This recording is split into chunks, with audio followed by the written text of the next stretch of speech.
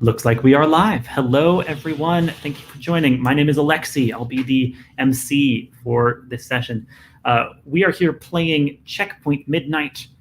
This session is Checkpoint Midnight, Waltz of Treachery, Season 2, Session 4 of 5. So we're partway into an exciting quarterly series on the Gauntlet. The Gauntlet is a great role-playing game community online. You can learn more about the Gauntlet at gauntlet-rpg.com or follow the Gauntlet on Twitter at GauntletRPG. The game we're playing is Checkpoint Midnight. Checkpoint Midnight is a game of supernatural espionage in Cold War Vienna. So our main characters are all operatives with some degree of supernatural powers who are navigating the shadows of this post-war city, juggling conflicting loyalties amongst the great powers and the others trying to control any and all mystical resources within Vienna. If you are interested in Checkpoint Midnight, which is a game in development, game I am working on as Cloven Pine Games, you can learn more about Checkpoint Midnight by following me on Twitter at Cloven Pine Games or by signing up for updates at bit.ly/checkpoint midnight list, capital checkpoint, capital midnight, capital list. I will put that link under this video as well for folks. Let's meet our great players. So we're going to do just a first round of us as players and then background for us as characters. So Puckett, take it away. If you don't mind, introduce yourself with your name, pronouns if you wish, online handle if you so desire. Please do so.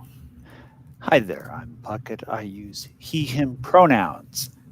Moving right along. All right, next up, Leandro. Hi, my name is Andrew. Use he, him pronouns. Don't have anything to plug. I guess I'll plug my Twitter, which I barely use. LPONDOC. Twitter.com/LPONDOC. I might retweet cool stuff. Who knows? I think the last thing I retweeted is a John Cena gif or something of the sort. I don't know, something like that. If you want that, I guess. You should retweet the move I wrote for the Gauntlets. The Gauntlets doing moves every day this month, and I dropped in to write a guest move for the theme Friends in Space. So find that on the Gauntlet Twitter account and definitely retweet that. Right, very worthwhile. You can rub shoulders with John Cena. Great, Jesse, you're next. Tell us about yourself real quick. I'm Jesse. My pronouns are he, him. If you're interested, you can find me on Twitter at JesseAbe, where I retweet images of mostly medieval manuscripts and bullshit about games sometimes, mostly in replies. Very good. Very good. Good to have you here. Last but not least, Stephen, tell us about yourself.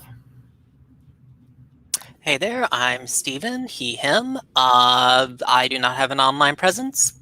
Don't bother trying to find me. Very good.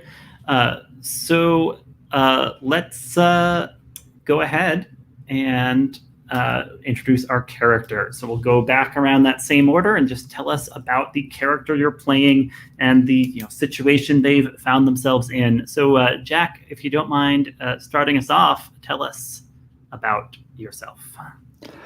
Well, I'm a singularly miserable person, but that's only because I died and was perfectly content being dead until some scientists decided that a far better thing for me to do would be dragged out of the grave, assembled with parts of other people's bodies, and this janky left leg that's basically just made out of some pipes and whatnot, and then try to put me to work.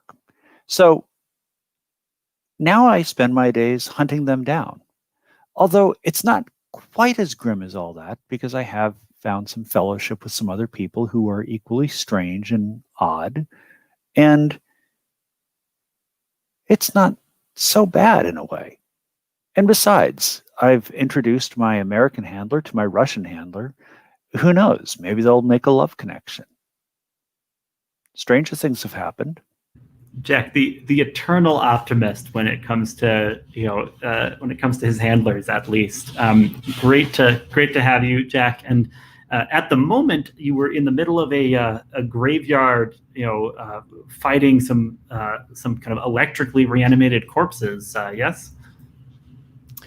Yeah. I'm going to have a word with some people about those. Let's move on to meet our next character. Leandro, will you tell us about Emilie?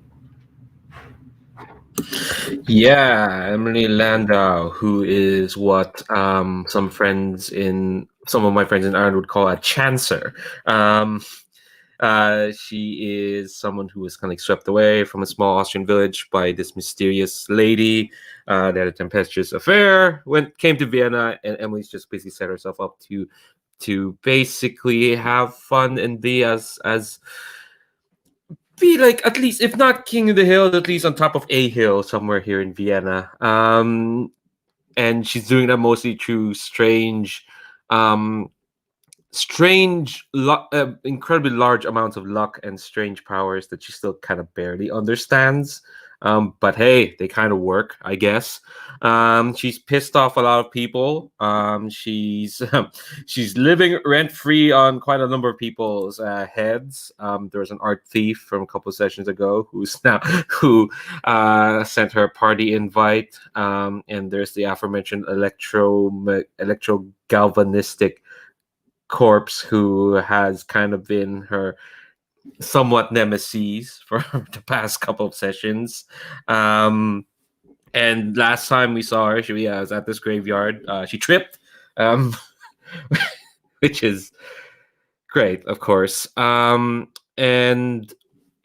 well, last thing she did was she drew the attention of said electro-galvanistic soldier corpse. And it'll work out well. It always works out well. Yeah, you called Timofei out, right? You called him out to confront you, and that's exactly what he's doing. So we'll definitely be checking in on that as we resume, I think. Wonderful. Jesse, will you tell us about Joske, your character? Yes, Joske is a Polish Jewish Holocaust survivor who has been wandering around, let's say, the Eastern Mediterranean and Central Europe, Central and Southern Europe, basically since the war. Since he got out of the camps, he mostly, at this point, after flirting with any number of ideologies, has settled on nihilistic revenge, I guess, as the thing that best suits him, and so he's going after Nazis. But specifically, there's a conspiracy of Nazis along with nightmare elves who are attempting to create a world which combines the nightmare realm and, I guess, the Aryan homeland to create a true home for the master race. And I'm not pleased with that, so I'm trying to stop it. But I think outside of Valentine and Jack, no one really believes me, which has been tough when they're out to get me, and everybody else who is not one of them. So they tried to frame you for murder. Yes, they did try to frame me for murder. To be fair, I would have murdered her given the chance. So they did. It's not like they're wrong. They just got to me too soon. And it sounds like Joske sometimes worries a little about having settled on nihilistic revenge as an ethos. Yeah, like he kind of wonders if there could be something more. I don't. Yeah, occasionally. I think friendship is important to him. There's the. He's also a little bit of an Epicurean. He's started to build relationships with individuals, and like that gives him pleasure, and he wants to sort of like reciprocate and the loyalty and all of these other things. But he's not he's no longer particularly philosophical. So we'll see how where that all sort of takes him. Sure. But right now it's taken to a graveyard full of zombies. And also a confrontation with someone who he screwed over many years ago in ideological zeal, back in his sort of more socialist days. Right, you convinced Timofei to volunteer for this crazy Soviet program that's turned him into the thing he is now. Yes. At the time, it seemed like the right thing to do for the international proletariat. But I don't really care about them anymore. So I don't know. We'll see. I don't know how well it turned out for Timofei. We'll not great, it seems. So we'll see. Yeah, we will. Last but not least, Stephen, will you tell us about Valentine Garvey, your character? Hello there, darlings. I'm Valentine Garvey. Pleasure to make your acquaintance. I am the well, let's be frank here. I am the charismatic one of the group. I quite, although to be fair, if you're looking more for someone to if your idea of charisma is making someone explode, I'm sure you'll get more along with Jack. I am a child of night. I am here smuggling things of beauty here to the world for my mother. I also smuggle the occasional soul from its proper location in the underworld, given the right price. I hear him in the graveyard. I believe I've just opened up the gateway into the underworld, because really, do we really need such common things as zombies roaming about the place? I mean, Jack, I like to think of as a higher quality of undead than that.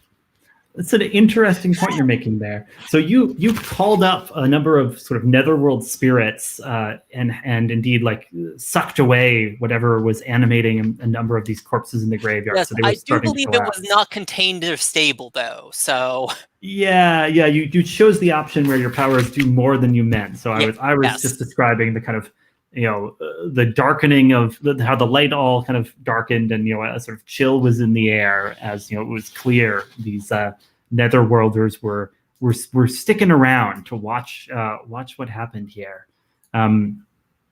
Wonderful. Well, with that introduction, I think I'm ready to drop into the action. How's that sound?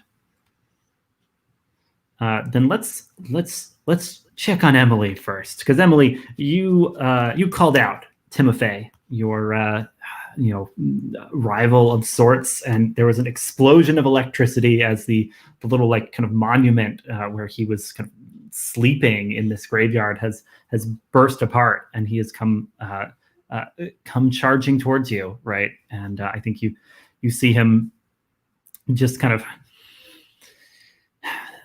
looking livid, right? That you're here, as he pulls out like a collapsible baton, and in his hand it crackles with electricity, and he says, "Landau, you've been my bad luck charm ever since that rooftop, but now you've miscalculated. You can't just come waltzing into my house and expect it to turn out well for you." Yeah, I thought about that. That's why I brought friends. And I'm gonna turn around and run. You're just running away. Hell yeah, of course. Okay. I'm gonna ask you to exfiltrate this situation, unless you've got a different move in mind.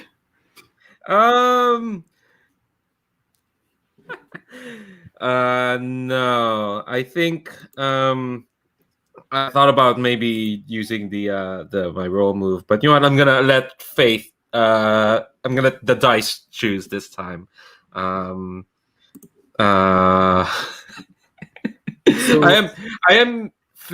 trying to flee a situation I've made more difficult by calling him out. That's true. But that is a release move of yours. Yeah. But I will roll this first. This Are you using force or stealth here? It sounds like force because you're just booking it. I am absolutely just booking it. I'm hoping he will turn his back on someone, hopefully someone armed with maybe a machine gun or some grenades. I don't know. Or anyone else. All I've got is a Luger on me. Okay, so these big doors. So Emily, facing down Timofei, turns on her heel and just sprints out of the graveyard. What did you roll there? I've not rolled yet. Let me pull up. And this is a roll plus weapon if it's a exfiltration via force. Yes. Ooh, that's a 9. Hey, on a hit you make it, so you're gonna be able to get out of there. On a 7 through 9, you choose one. Either you leave evidence mark of stress, or you find yourself in a sticky situation. I mean, I don't know, right? Like everyone already knows you're here in the graveyard, right? At least everyone who cares, right? Yeah. I was gonna go for a sticky situation as well because I'm 3 out of 4 in terms of my stress. The main thing is just like basically to get him distracted, to open him up for others, and then maybe he'll chase me away after me. Who knows? But yeah, I think I'll go with sticky situation. Yeah, he definitely starts off after you, but you rolled well. You are fast. Like something about your luck here causes your feet to just find the firmest path out of this slightly treacherous graveyard. And so before he can really kind of realize that what he has to do is before he can get his legs under him for chasing you, you're able to make it out of this graveyard, into this church, and it's there where you hear the heavy wing beats descending of those harpies that we'd heard about earlier that Valentine had kind of managed to attract the attention of. And so you're in the church and you glance up and you see these dark feathered forms just descending on you. So we'll check in on that in a moment. But back in the graveyard, Timofei was just facing down Emily and she scampered. The rest of you have a moment here. Joske, what do you do? I call him out. I say, "Comrade Timofei." I say it in either Polish or Russian. What's more likely for him to understand? And he probably knows both. Right. So I think I call it to him in Polish. I imagine, I don't know how, I was a kid, yeah. Right? We were in Poland. That's probably the language we spoke. So I call it to him in Polish. Comrade Timofei. He whirls around and you see again that electrical flash in his eyes as he takes you in, and kind of under his breath he says, "Joske." And I put up my hands and I say,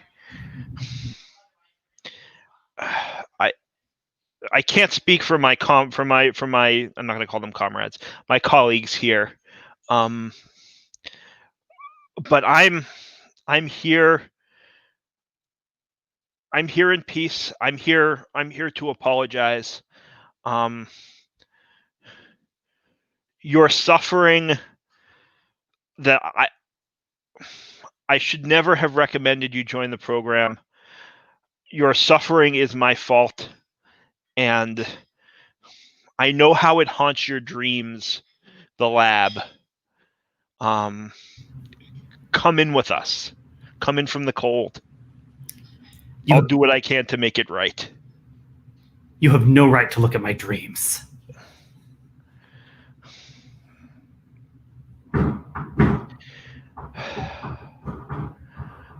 Sorry. I'll just see what you wrote in the chat. I say that I apologize for that too. I didn't know who was there until I saw them, and I left immediately. But living like this can't be easy. Come in from the cold. I'm trying to use my leverage here, right? It's that vision of his dreams, that sense of what haunts him. I'm trying to put pressure on that, and the fact that he wants an end to it. Oh yeah. He's clearly taken aback to like see you suddenly in this graveyard and hear you making this plea. Let's have you roll to use your leverage. Yeah. So that's +1. Roll 2d6. That's a 7. Oh. Interesting. Okay. You know, Oh, Jack, you got something? I want to give him advantage on that. Ooh, how are you lending a hand here? I open up my shirt collar and show that my head has been sewed onto a body and say, do you think you're the only one here who is called back from the dead? Yeah, that'll do it. Yeah, thank you. Solidarity among the unburied. I'll roll that extra die. Mark a stress, Jack, and we get a bonus dice for Joske there. And that turns it into a 12. Wow. Yeah. Okay. Thank you, Jack. On a 10 plus for using your leverage on an NPC, they either comply grudgingly or gladly, or they give you something else that's even more costly to them. Yeah, I think he looks around. He sees where some of the like corpses he had kind of galvanized to life to assist him here are now like slumped once again on the dirt, and he sighs. He sits down on a headstone. He says, all right, let's talk. You say come in from the cold. Where are you proposing? I turn it over to I turn it over to Jack. And I say, surely any place is better than a graveyard. Yeah. What was your military rank, Jack? Oh God, I might have risen to a sergeant, but I'm pretty sure I got busted back down to corporal as quickly as I could. Sure, Corporal Hardesty here knows more than I do. Corporal is also legally the highest rank that a dead official can occupy. I mean, he's certainly corporeal, right? Dead. He's a corporal spirit, as it were. Yeah. So Jack, what do you do? Timofei's listening. He's kind of seated on. I think he like, drops the little like metal baton he'd been wielding. I'll sit on a nearby headstone that doesn't look like it'll collapse. I start distributing cigarettes to anyone who wants one. Yeah. And I'll just pull up my pant leg and say, see what they did to me? At least you have both legs. So, what do you want to do? Do you want to get them? Do you want revenge?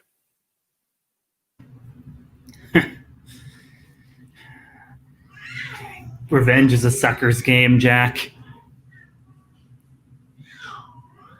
And what do you want?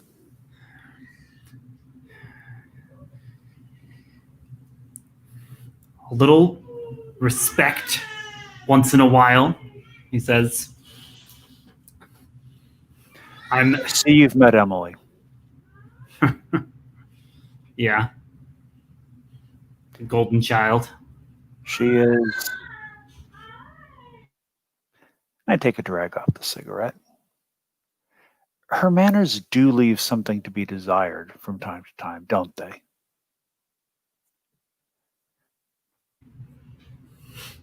He chuckles. By the way, we've never been properly introduced. I'm Jack Hardesty. And I hold out my hand. Yeah, I've heard about you. But he'll shake your hand and there's just the tiniest, electrical tingle there. Well, if you've heard about me, then you know that when I strike a deal with someone, I do everything I can to hold up my end of it. What's the deal you're proposing here? I have to know what you want first. I mean, Joske's offering a way for you to come in out of the cold. I mean, we can certainly put you up in a room. It'll be a room with warmth even. Stove, perhaps a fireplace, but... Can't feel that much, but give me something useful to do where I can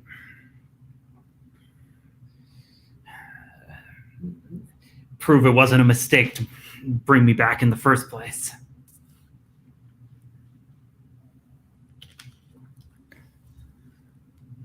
Timofei, there are a few of us wandering around this city. And as yet, I haven't met one of us that thinks it was a good idea to bring us back from the dead.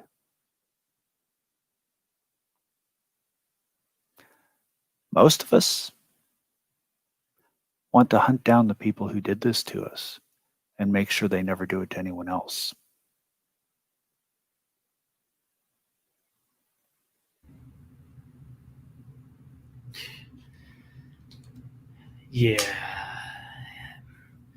Yeah, I've met some of those people.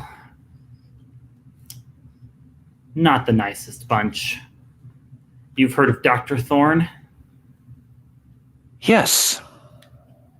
I was given an address that was supposedly his and found a bomb waiting for me. That makes sense. He's a wily one. Tried to cut a deal with him, but it fell through. Maybe you were there. There was a lot of bullets and a warehouse on fire. That does sound familiar. And that does sound like something that I might have been involved with. Apologies. It was a different time. You understand. Allegiances shift so frequently in this city. You're telling me, brother. Yeah. So like this is a nice chat. Here's my question: Are you like offering comfort to him? Because it sounds like you might be, unless there's something else going on. I think so. All right. Go ahead and roll plus Dreamer to offer comfort to Timofei. Alrighty, let me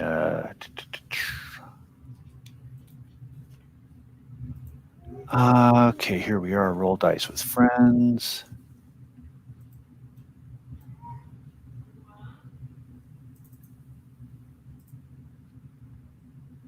That is an 8 on the dice, plus 2 from Dreamer is a 10. Wow. Okay, nicely done. Yeah. On a hit, you are both steadied and can clear a condition or a stress. NPCs will credit you for supporting them. On a 10 plus, take leverage over the person you comfort. So just, this kind of open, honest conversation between these two reanimated men in this graveyard. It's a bonding experience, I guess, right? Like, so I mean, Jackie, if you'd like, tell us how it is, you have kind of leverage over Timofei from just, this honest conversation here. We start talking about a battle in the war. And he was facing it from the Russian side and I was facing it from the American side. But we were both hunting Nazis and watching Berlin burn. Yeah, absolutely. And we were let you bond. Just laughing about it. Like, yeah, you remember when that went up? I mean, there was like that Stuka that just like, you saw it try to climb and then it just kind of caught fire and the pilot looked like they didn't quite know what to do. And then they jumped out of the plane without a parachute and you could hear them falling through the trees, hitting every branch on the way down. Yeah, he lets out a kind of hollow chuckle at that. Yeah, I'm pretty sure I remember. Although the sounds on the way down, that was something else. Valentine, You called up some netherworld beings, and indeed, used them to put down the kind of zombies that were clawing their way up out of the earth. As you're taking in some of what's going on here, a voice sounds in your ear, a kind of hoarse voice of a night gaunt from your mother's realm, who says, "Prince Valentine, these two abominations. Do you want us to drag their spirits to the netherworld as well?"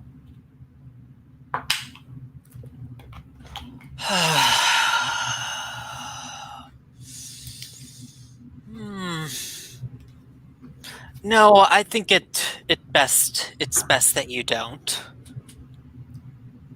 Why not? They're escapees. These bodies these bodies aren't meant to be walking about in this world. They're meant to be in the ground.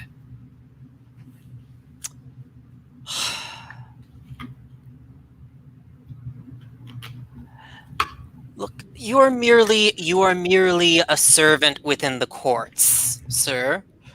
I do not expect you to understand the deeper games of interdimensional spycraft. But you should know that this is merely a part of a game within a game, that they must remain free for now. So yes, I am just pretending that these are undead double agents. Okay, so first of all, are you demanding treatment according to your station or lineage as you kind of hold your rank above this lowly knight gaunt? Yeah. I'm also trying to what's the one here? I'm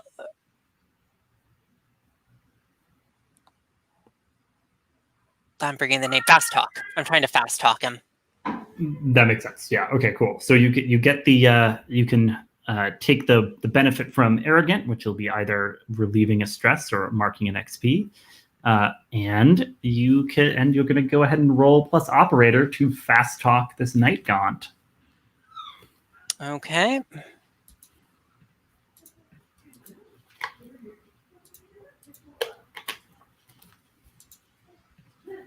Let me open. I forgot to have this open.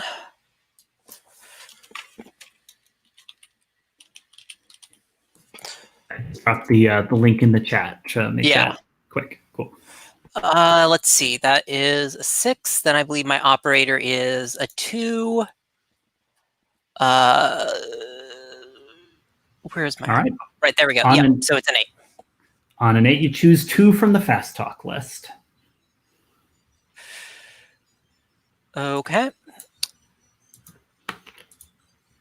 I will choose.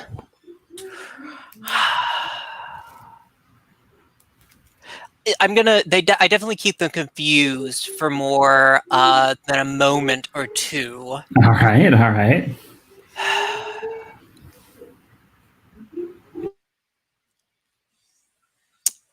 Yeah, I'm gonna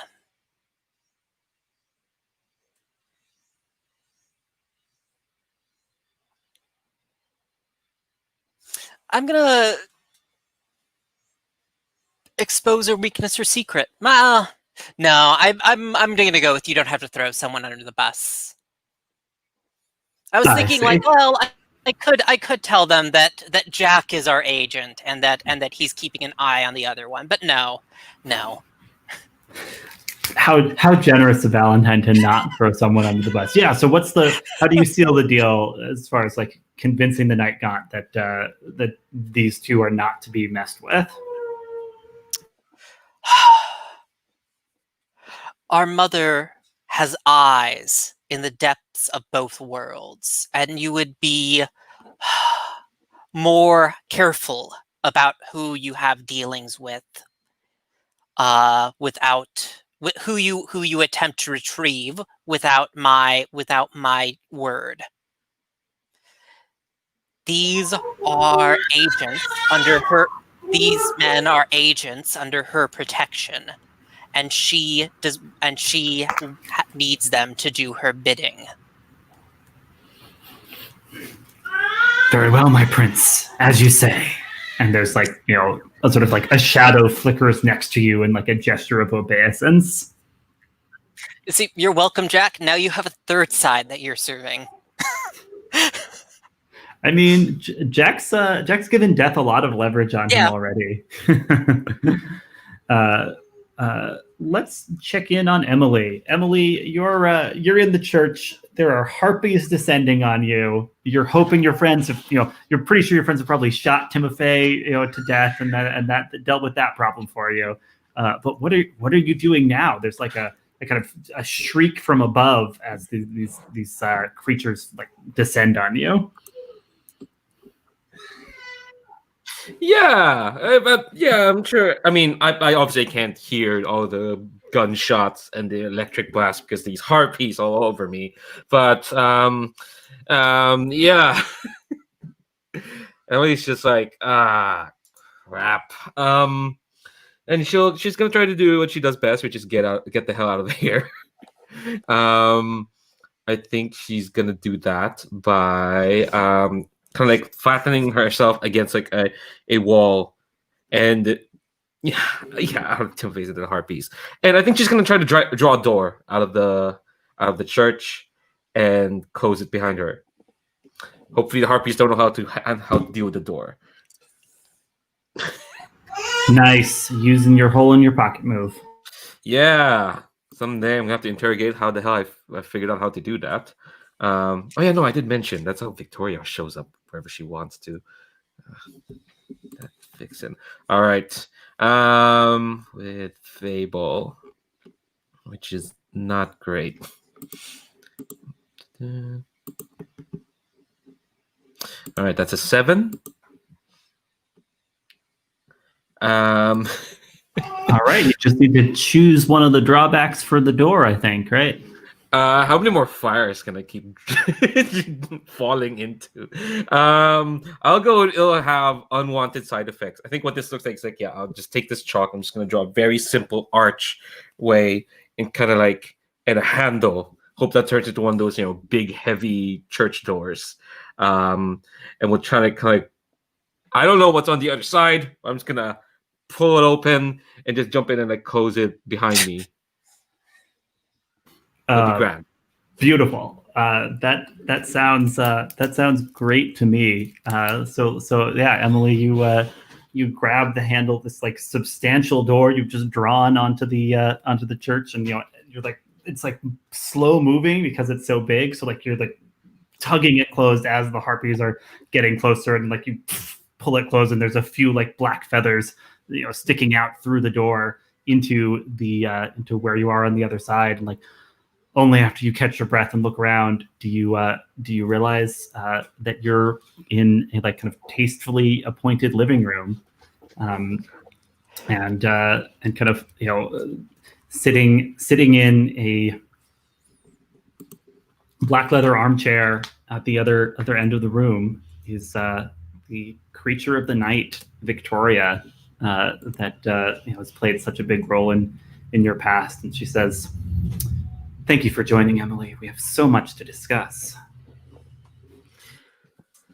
Oh, really? We do. So, were you waiting all this time for me?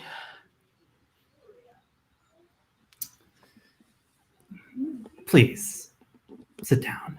And she kind of like nods towards a chair across from her. What is kind of waiting for you near the chair to show that she remembers your tastes and what you like? A fruit bowl and a wine bottle. Yeah, absolutely. The only thing on the fruit bowl is grapes. It's a lot of grapes. Bowl of grapes and wine bottle. The wine has already been poured and it's just waiting in a glass for you. Oh, I should specify these are roasted grapes. Okay, they're roasted grapes. Yeah. That is a thing, apparently. It looks nice. I'm looking at the recipe right now. I think like Emilie is gonna like cautiously just going to like sit down and will cautiously pluck a grape. Here's a question. Do you agree that Victoria has leverage on you? I can't see how she doesn't have leverage on me. Yeah. I think that hasn't been specified, mechanically prior to this, but it just seems like she definitely does. Like she like flashes you that like kind of dazzling smile of hers as you sit down, and she says, "You must have so many questions. Please, let me answer them first." Oh, really? You're going to answer them? And she pops the grape into her mouth. You've never been... I've never known you to be the open type. And for a while, that was fine with me, because you were showing me so many things. Why? What's happened? Why now?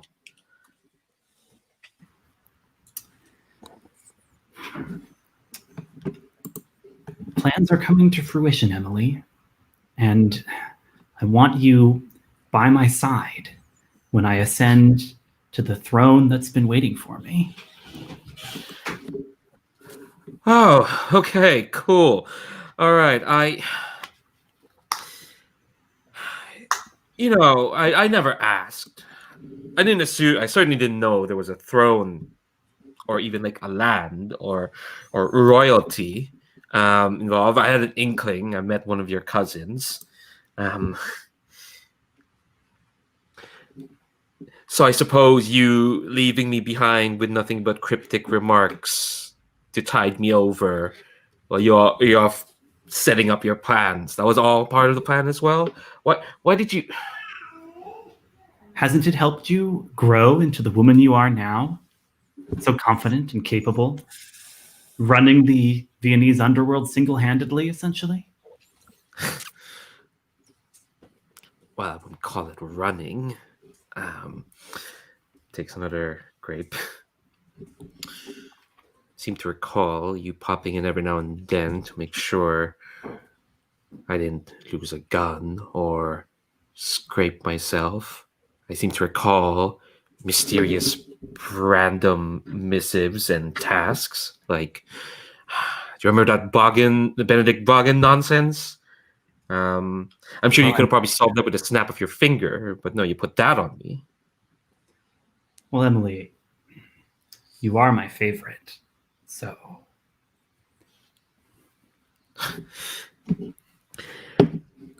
I'm sure you say that to all. I'm sure you say that to all the nice girls.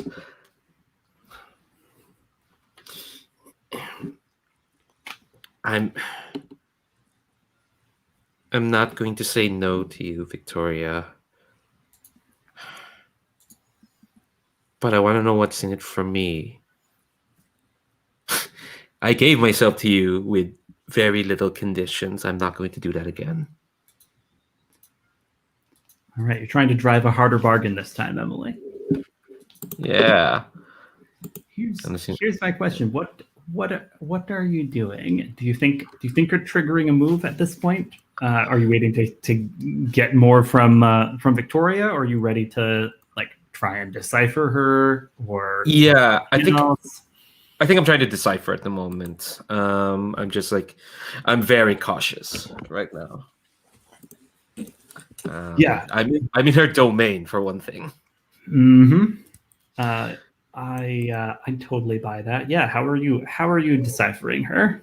I don't want to use any supernatural sense because it's all kind of stemming from her. So you're just relying on the skills you've picked up on the mean streets of Vienna. Yeah. Also have a higher stat than that. Operator. Imagine for roll snake eyes. No, I rolled a 12. Thank God. Nice. Okay. Yeah, you get three questions from the decipher list. Yeah. I'm inclined to maybe cut away, give you a chance to think over those. All right. Mm-hmm. Cool. So we're gonna cut back to deciphering Victoria. Let me check back in on the graveyard. Jack, yeah, you've connected with Timofei. He's ready to take a deal if you've got one. Just kind of give me a sense of what that might look like. Listen, I get the feeling that you may not have been able to make decisions that were entirely your own for a while. I have a room. It's not much, but I don't sleep, so you can use the cot. What do you say we go by the checkpoint, get you some food, get some warm fluid in you, maybe some bourbon if you like such things. Now we're talking. And we can figure out what tomorrow looks like. Got it. So it's a sort of a slow roll here, where you're just kind of taking him in, so he's no longer squatting in a graveyard, and then like a later step is going to be introducing him to Lena, and figuring out what to do. You know, what does he just want out of this? Does he want to take people out on the way? Does he want to make sure that other people don't have this happen to them? Does he just want to go live a life someplace in peace and not be bothered? Yeah. Well, I think after your kind of time reminiscing together about the fall of Berlin, he's willing to come along. Valentine, your kind of netherworld subordinates kind of whisper to you that the flock of harpies has descended on the church. So possibly you want to advise your friends to take a different exit route from the graveyard.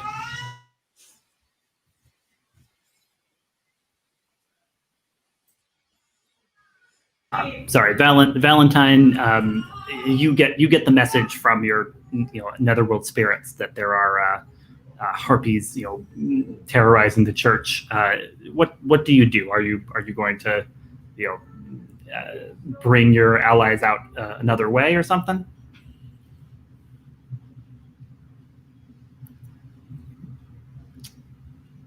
Stephen, am I coming through? Oh, sorry. What was that? Yeah, I was saying, Valentine, you hear from your kind of netherworld associates that there's a flock of harpies that's descended on the church. And my question is, are you bringing your allies out a different way, or what are you doing? I suppose. So, do I know where these are coming from? To clarify, The harpies? yeah. Last session we established they tend to hang around that sort of back alley site of Nazi murders. Oh yeah, I was just curious. I was just trying to figure out like fictionally where I should be, like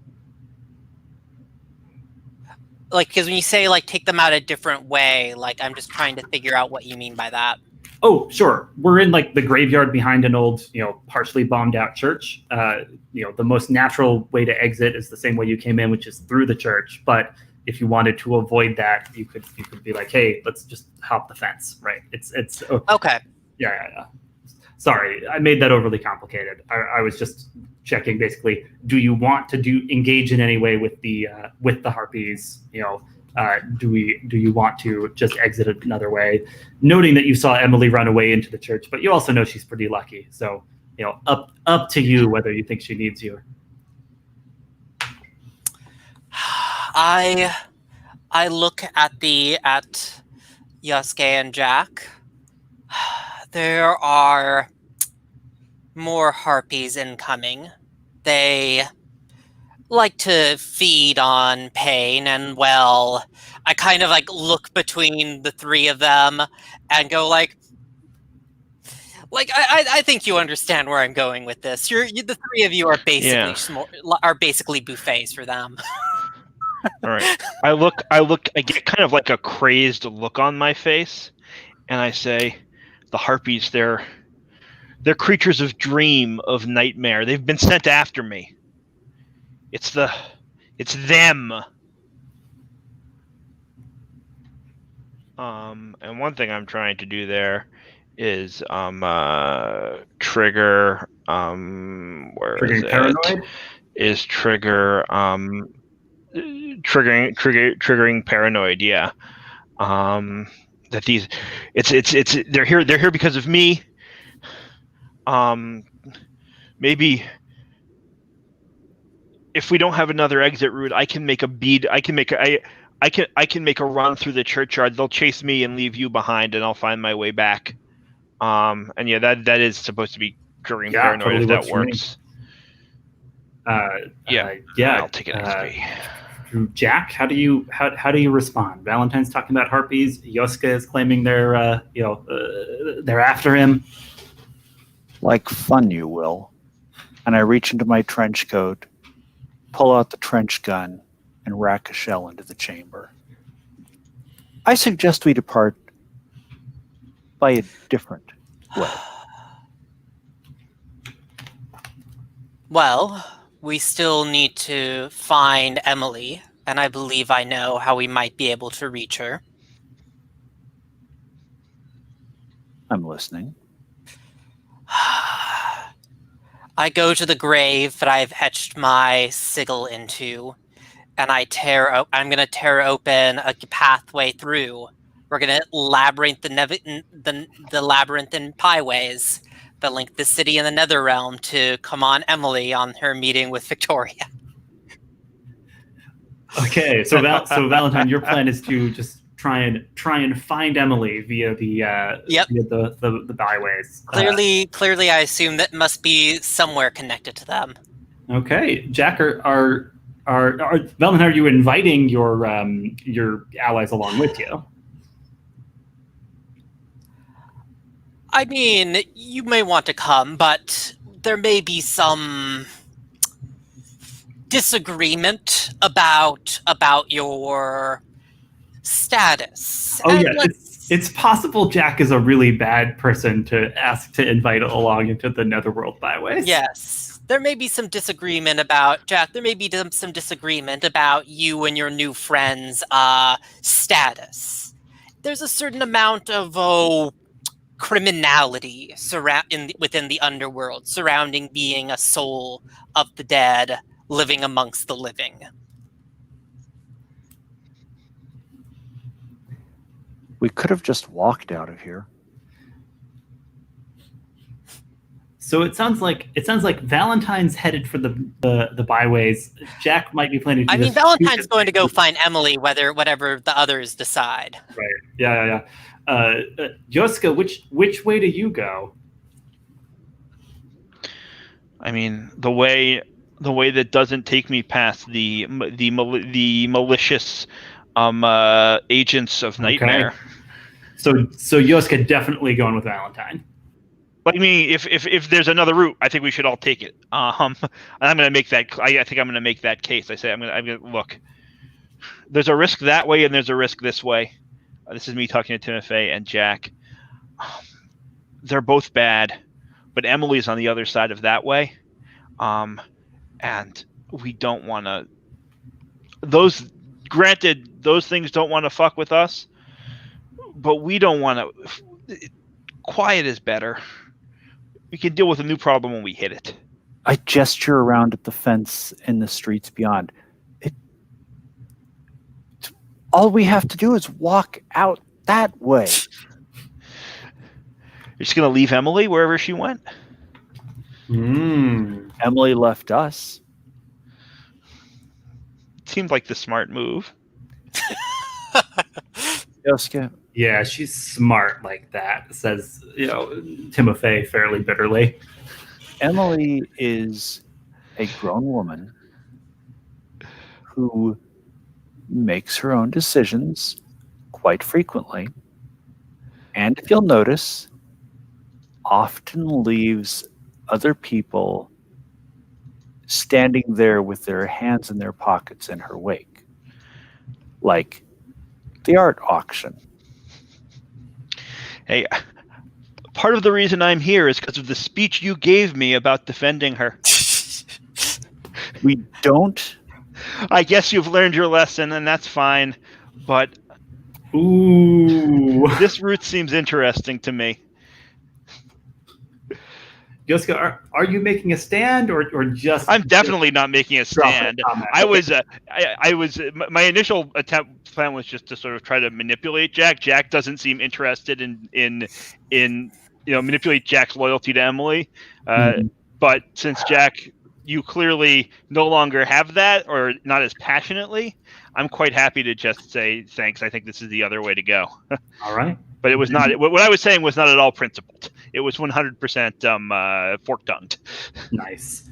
All right, then I think Valentine, let's have you roll thread the maze because it sounds like you and Joske at least are going going the back way and seeking out Emily. I am going to make my case to Timofei though. That I think this is there may be some risk, but it is safer in the long I'm just run. going to sigh and jump into the hole.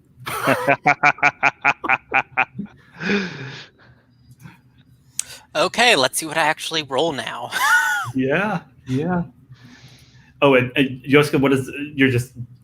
I mean, if Timofei is going to come without like if Jack and I aren't sort of like arguing about what should happen, I imagine Timofei is just going to come with us, or does he need to be persuaded? At the point where Jack's charging in, he will go along because Jack's Wonderful. the one who, made him all these promises. Wonderful. It is another 8. Okay. Can I help out there? Possibly. You'll just have to give me a sense of how it is. Yeah. I think what I want to do is pull out my amulet. And like it's this is more about its like primary purpose, which is protection. And I think I murmur a quick spell that is sort of tied into the amulet to help trigger like a protective aura around us to make this safer. Okay, let me roll one more die then. Cost me a stress. Yeah. Cool, and that is a 13 then. Okay, nice.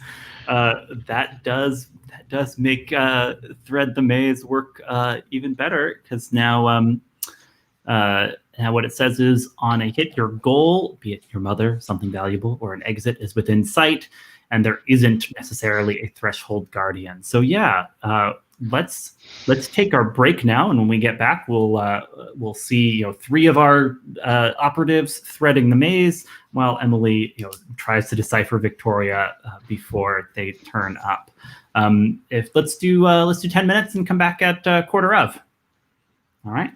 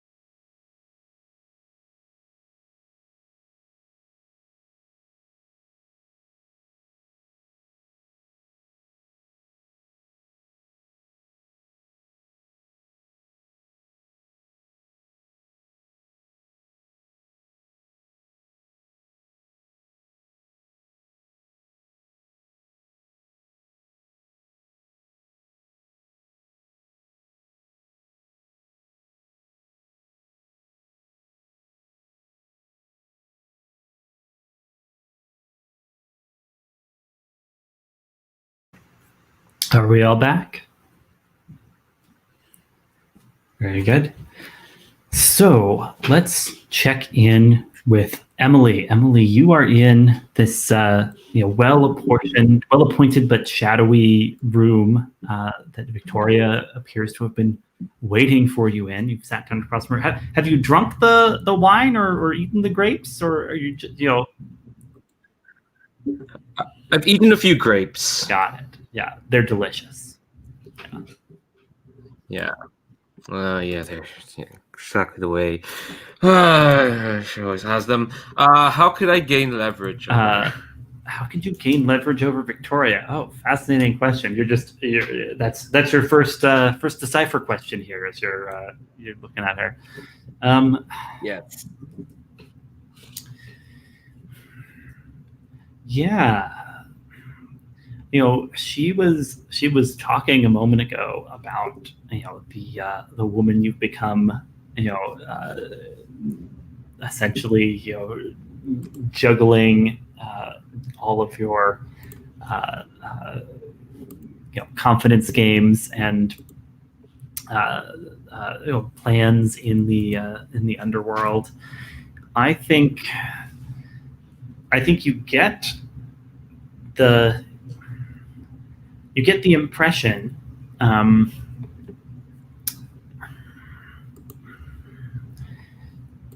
she is underneath her like very on top of everything facade, right? She's genuinely a little worried about what you could do if you were just let loose to your own devices, right? So she wants some kind of assurance from you, right? That you are that you're with her here, right? You aren't going to sabotage her plans, and something along those lines would give you leverage. Does that make sense? Yeah, that makes sense. I think I'll ask a second one before we jump back into it. What danger am I overlooking? You already mentioned the wine and the grapes. Yeah. I mean, as far as you can tell, the grapes are just delicious grapes, and the wine, looks to be just delicious wine. Victoria does have a second wine bottle next to her, with wine so dark red it looks like almost black, and like you catch yourself kind of staring into that, and it's like the blackness there is sucking you in. So it's clearly not totally mundane wine. And she catches you looking at it and smiles and says, "Oh, I'd be careful of that if I were you, Emilie." So does that work for you? Definitely dangerous, very dark and shadowy wine bottle sitting basically on the little table next to Victoria's chair. Yeah. I'll keep that in mind as Emily takes another grape, and just says, like I said, I'm not gonna give myself to you with as little condition as I did in the past. That I can't really go back to that. Like you said, I've grown up. Frankly, whatever throne you're seeking, Victoria, knowing I'm probably just cultivate to help you get that throne, I don't really care too much. Do you remember when we first came to Vienna and we took that walk by the moonlight, and I was wondering if there was going to be 5 different shadowy things going to jump us from a different alleyway, and I was trying to act all concerned and naive, and you were just pointing out to me very specific buildings and telling me the history of what happened in those buildings. Not what people know, but actual history, that sort of thing. The city is so beautiful by night, isn't it? It was wonderful. Frankly, that's all. That's really all I wanted. To walk down this city, this place, Vienna, and be able to tell someone exactly how it is. That's the only game I'm interested in. Emily, when I come into my kingdom, night the world over will answer to me. I could make you Viceroy of Midnight in Vienna if you wanted. That sounds like a lot of work.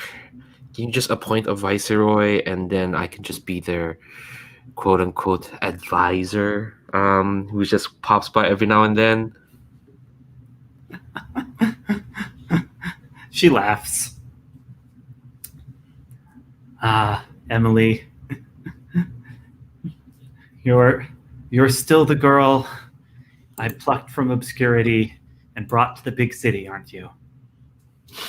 I think you have one more question from Decipher. Yes. Yeah. I mean, I know. Well, Emily doesn't know that there are people gonna burst into this room at any moment. So I think. Let's see. Yeah, I'm not sure yet. I already said danger. What's going on under the surface? I guess. Interesting. And like specifically like with Victoria's plan or Yeah. with other like. Okay, yeah. Yeah, I don't know. Give me like one more thing about like what you're hoping to kind of get from that question. So I answer the right facet. Yeah. I think I kind of want to know, like, I guess how far God's plan. Like, why now? She said, plans are coming to roost, but there must be some kind of like catalyst for that. So I guess I kind of want to like figure out more of her plan, or at least bring it more to the forefront. Sure. Yeah. Yeah. I mean, I think there's like there's like a weird clock over in the corner, right? That looks like a grandfather clock, but the the numbers on the face are just different like sigils, right? And this kind of skeletal hands turning on the grandfather clock, and as we're talking, there's like a chime, and like one of the hands like moves, and Toria glances over, and she kind of says, like, almost not even to you, almost just to herself. She says, "Another breakout. Mother must be very distracted if so many souls are making their way back to the world of the living." And I'll say, Emily, the sense you get is, why now is because there have been just a lot of leaks developing, right? In the kingdom of night, and thus, the throne is vulnerable because the dead aren't staying dead. Yeah, I think like Emily will like take the wine glass and like take a sip. Kind of like shudder a bit because it tastes really nice. Whatever you've got going on, given that you've asked so nicely, given all this pomp and circumstance, of course, you already know I wasn't going to say no to you, I suppose. It's always been hard to say no to you. But you may still see that silly girl you plucked out of that village, and yes, part of her is still there. But if I'm going to be a part of this plan, I'm not just going to be a cog in the wheel. Victoria, I'm not. I'm done with the flirty games or whatnot. You're here you're sitting in front of me. Yeah, she puts a hand out to rest it on your hand. What do you do?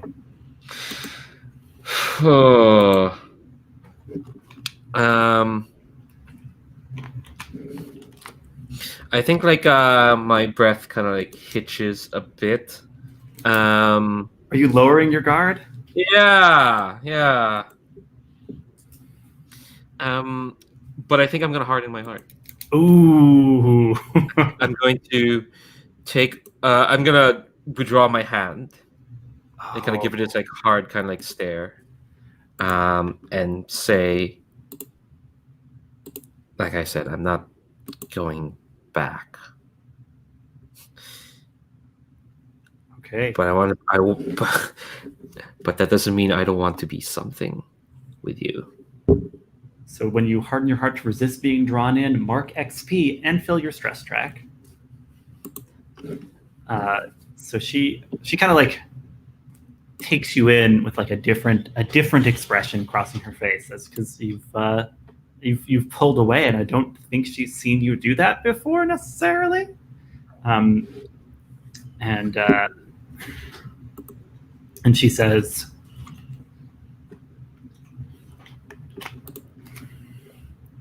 "Very well. Not a pawn, but a partner." And she slides something across the table towards you. It appears to be a kind of like leather-bound journal with just a like dagger resting on top of it, like a sheathed dagger. She says, "I have a list of people in Vienna that I need in the netherworld. Send them to me, and we shall take the most ancient throne of all, and then we can talk what responsibilities or privileges you want to receive from the grateful heart of a queen." And I think at that point a door opens up in the wall. But let's check. Valentine, what's the sort of look and feel of the byway that you're bringing your allies through, right? Like how can they tell it's an otherworldly passage?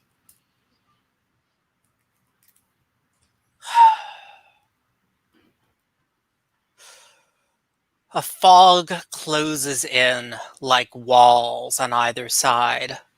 And in fact, it seems to almost creep into the byway as well. It's unusual. Clearly someone has set up some defenses here, almost as if they don't want people coming in. But with the right sigil and the proper application of a blade, one can cut one's way through. Absolutely. So you're already like cutting your way through the kind of mist filling up this passage. Yeah. Joske, what here is kind of tinged with the stuff of nightmares that you've navigated before?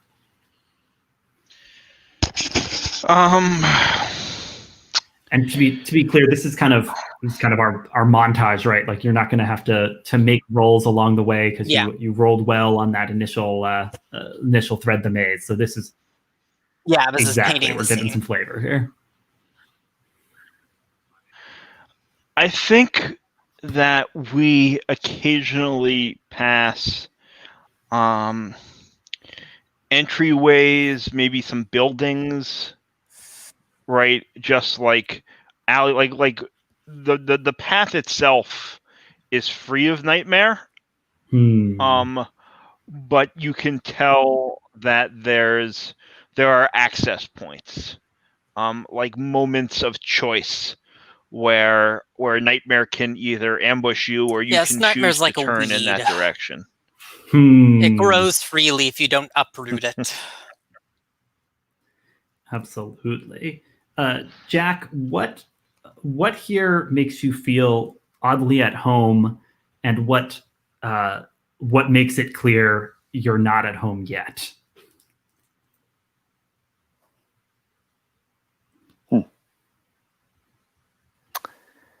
To me, this looks like the Paris catacombs. But the difference is the bones are moving and the skulls turn to look at me. And they don't say anything. They just it's just empty eye sockets staring. Do you get a sense that they're looking in pity, or is there something, or it's just impossible to read because they're just those empty holes in the skulls? It feels like they're saying soon. And not in a particularly nice way. Yeah, you hear like Timofei, kind of like muttering prayers in Russian as you're making your way through, and then there's a fancy door. Valentine, you presumably are leading the way because you are kind of cutting through things. I guess. What tells you it's cousin Victoria's door? Oh, I would understand. I would know her from her. I would know her protection wards anywhere. What do you do? Are you gonna knock? Are you gonna just push this door open? Sorry, I guess I got ahead of myself when I said the door was opening in Emily's scene. We can retcon that. Oh yes, I just barge in. Hello there, darling. Oh, I look over at Emily. I hope I wasn't interrupting a lover's tryst, was I? Valentine just walking right in, acting like he owns the place. Can I have taken the dagger to Turtle before he came in? He announces his entrance. You want to just like kind of snag those, kind of tuck them into your jacket or something before. I mean, like, yeah. Usually this would be like me giving them opportunity to infiltrate. I do have Lady in Red, even though that usually implies to infiltrate. I mean, it sounds to me like Emily is asking whether she can take these things without you, Valentine. Without me. Okay. Yes. Yeah. Is that right, Emily? Yeah. Let me have you roll act under scrutiny, just to see if you're kind of like get these tucked away, completely inconspicuously before Valentine is suddenly, filling up the whole room here. Of course. Oh, of course, I've already filled up my stress track. I could take a So, just like as a mechanical question, I'm not gonna do it, but I just want to know because my roll move, fill your stress track to make a move if you roll the 10+. I can't really do that if my stress track is full. It's not gonna spill over, right? It's true. I'd say probably you could take a condition just because usually when your stress track is full and you would have to mark stress, you instead mark a condition.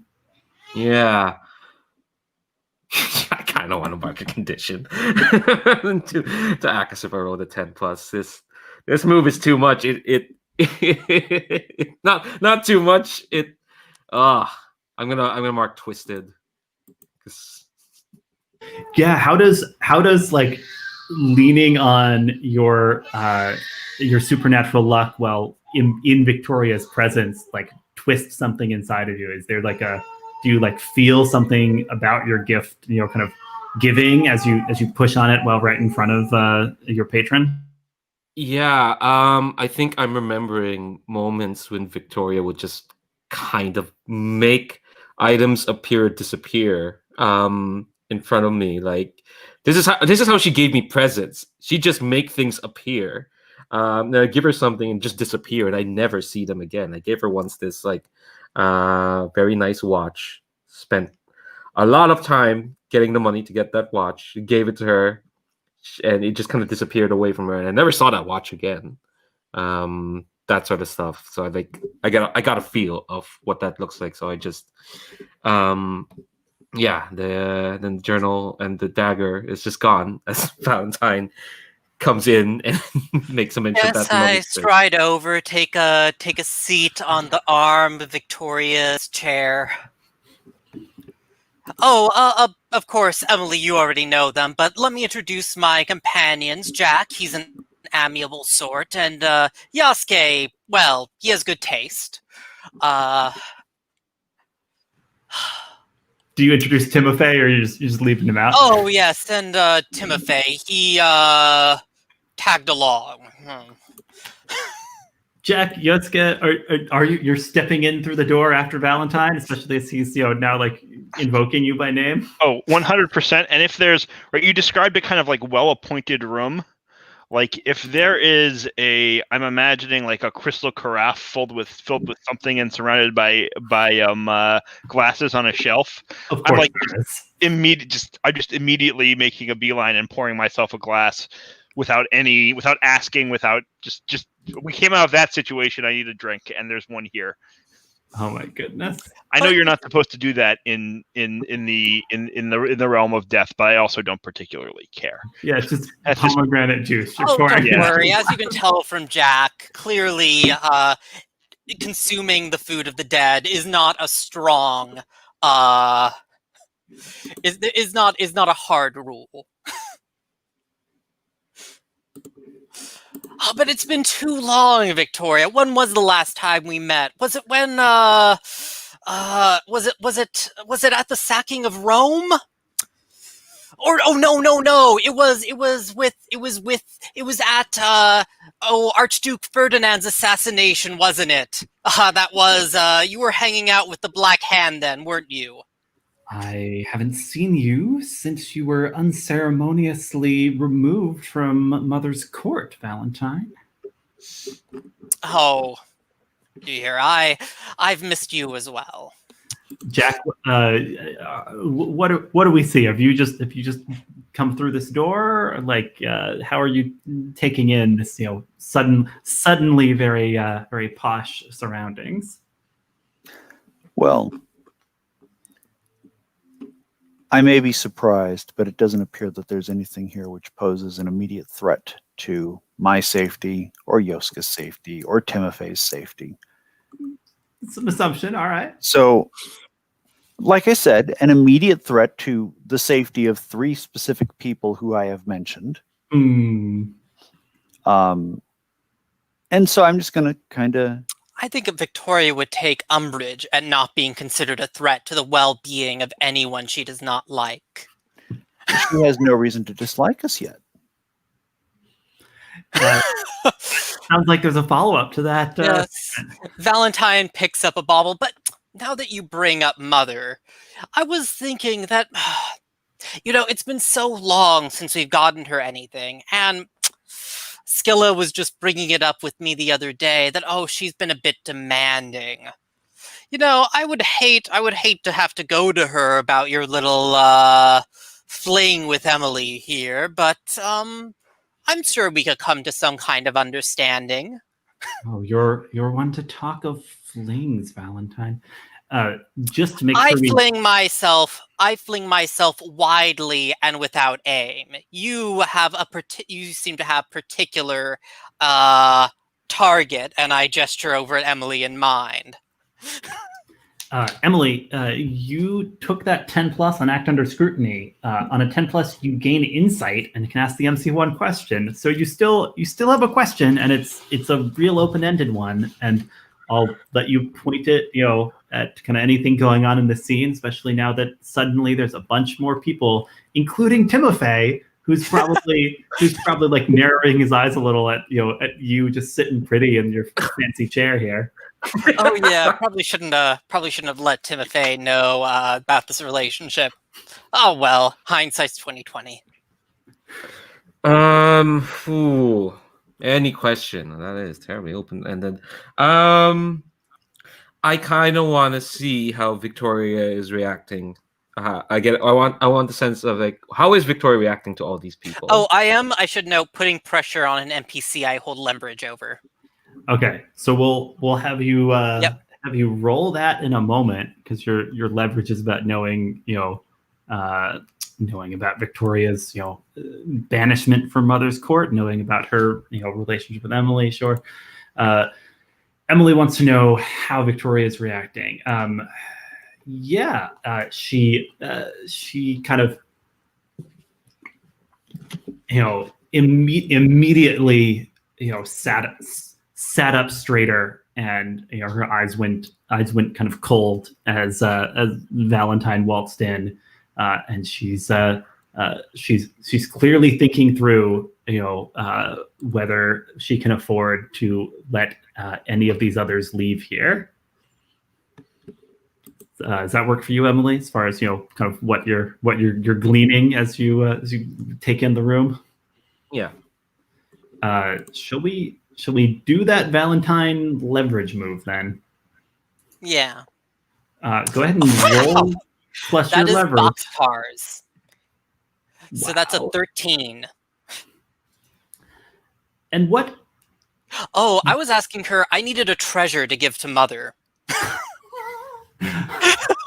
As opposed to just turning her over. Well, of course, I wouldn't turn over a sister out on the outs with Mother over to her. That's a little bit too valuable, don't you think? Yeah. I do say that out loud, just so she understands, the stakes. That I could turn over her. Like, I'm sure a traitorous daughter would be a fair, valuable trade for Mother. But if she has any treasures lying around. Yeah. So Victoria kind of purses her lips and drums her finger on the chair of her the arm of her armchair there, and then she reaches over and grabs the bottle of pitch black wine that she has, and holds it out to you, Valentine. A fine year. Tears of Typhon, a superior vintage. Of course. Thank you, doll. But now, Dish, what do you see in Emilie? I mean, she's an adorable little ragamuffin, but I'm sure I just always like to know what's going on with my dear sister's heart. I think Emilie would stand up at that and just be like, Valentine, I don't think everyone here in this room needs to know the particulars about myself and Victoria. And I think Victoria would agree on that. Yeah, she nods, and she's kind of looking kind of one at a time at the people in this room, and she says, "So these are your friends, Emilie?" Well, most of them. Shoot a look at Timofei.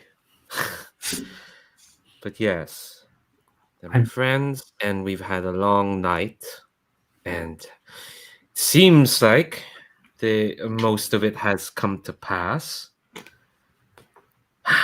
Unlike most people in this room, I do actually need some sleep. We should probably get going. Joske has a proposal, I see. Yeah, because she's looking one by one at the other people. She says, "A galvanized and a fragment and and turns to you, Joske. It sounds like you have a move you want to trigger. Yeah, I want to roll. I want to roll. Gotta stop meeting like this. A roll I will roll with every single person I possibly can because so well it's just too good not to. Yeah. Oh, even when it doesn't work, it works. That's why it's beautiful. When you first encounter an NPC, you may declare them an old friend and roll plus operator. So yeah, let's roll. Gotta stop being like this on Victoria, who's my operator, which is who is awful. taking in the whole group of you with calculating expression. And the question, I write whatever our past is, I recognized her right away, and that's part of why I was so comfortable helping myself to her liquor. That was a natural 12, which dropped it down to an 11, but that is just fine with me. Yeah. So on a 10 plus. They offer me comfort and aid, even if it exposes them to danger. Wow. So what is your history? Why is it that she's a real old friend here? I have a thought. Go for it, Valentine. Because we've established she's out for the throne. What if her claiming the throne involves kicking out all those damn nightmare elves and taking their throne? Yeah, we're colleagues in arms. I love it.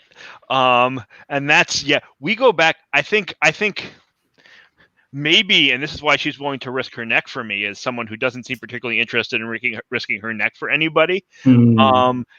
My first encounter with the nightmare elves was actually hauling her ass out of the fire.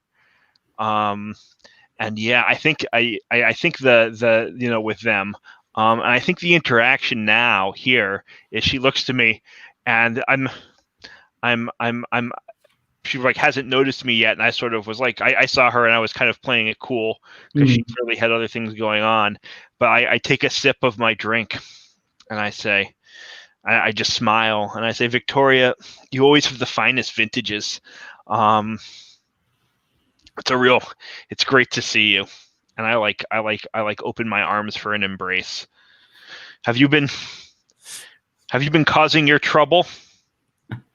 Oh, I have. And she will approach and kind of wrap you in her arms, which are of course just a bit like colder than you expect them to be, but the feeling of the embrace is warm. She says, Joske Rabinovitz, the Dream Stalker. Are you still chasing those awful creatures through your city? Every damn day. And frankly, it wouldn't be bad if you came back to the front.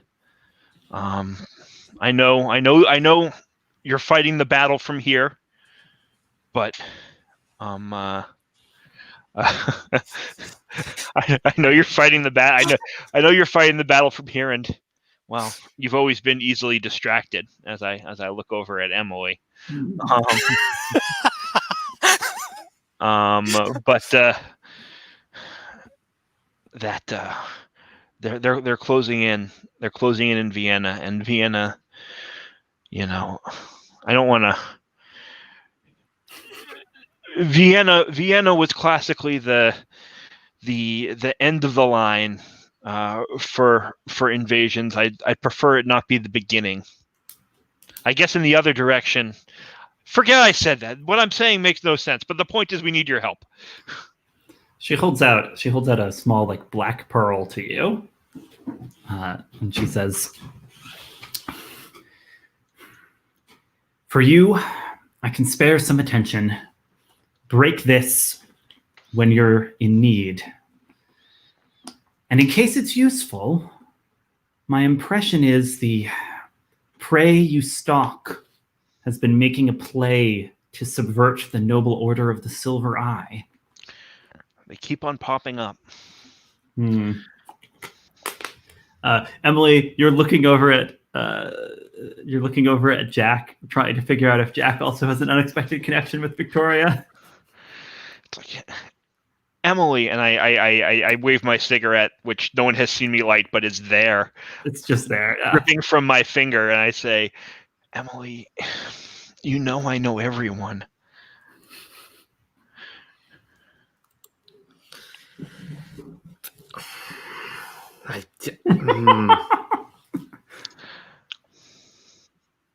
Looks to Jack and is wondering if he also has.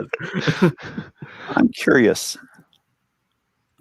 Does Victoria look like the visions of death that I've seen swimming in front of me at various times and places? Like a sister to that vision.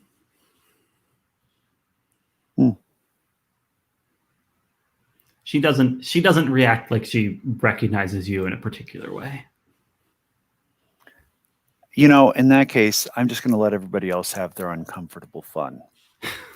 I mean, this isn't Cheers. Not everyone here has to know everybody's name. So you've just been, taking this in, not inserting yourself into the conversation. I think I'll walk over to Emily and lean down and whisper in her ear, "Do you need any help?" No, I just need to go. This is a lot. Do you need help to go?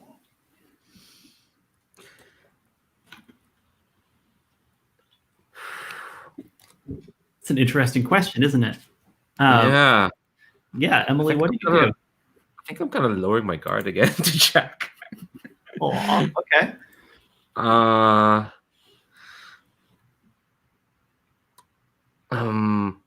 I think they'll gain leverage over me, but I'll tell the secret later. But I think she just kind of gives him a nod. Kind of a nod, telling Jack that there's a secret in the offing. Yeah. Okay, absolutely. Yeah, there's this door that Valentine busted through that seems to be opening into the kind of mind-bending, befogged byways of the city. There's the door you came through, but who knows if that leads to the place that you came from or not. And there could be other exits from this room, but those are the ones that are immediately visible. So I should note, I also feel like this might apply because I am making a pretty big scene here. If Emily wanted to just kind of quietly step out of the room while I'm annoying Victoria, I feel like you probably could take the 10+ on the exfiltrate. That's true. Lady in Red, when you make a scene, glamorous or violent in public, you become the center of attention. Yeah, and certainly Victoria is kind of, she greeted Joske warmly, and then if you pipe up again, she's going to go back to this sort of Tell me, dear. Tell me, what are you getting up to in Vienna these days? Yeah, I think I still want to give Jack any dead bodies I should know about. And I give a cocky grin.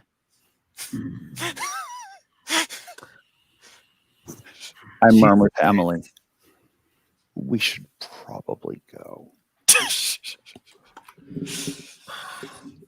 I think Emily will nod, and I think these two can keep hanging out with Victoria. Emily is not gonna be up for being referred to as a distraction by two other people. I think she's done. I didn't refer to you as a distraction. I have referred to you as an adorable ragamuffin.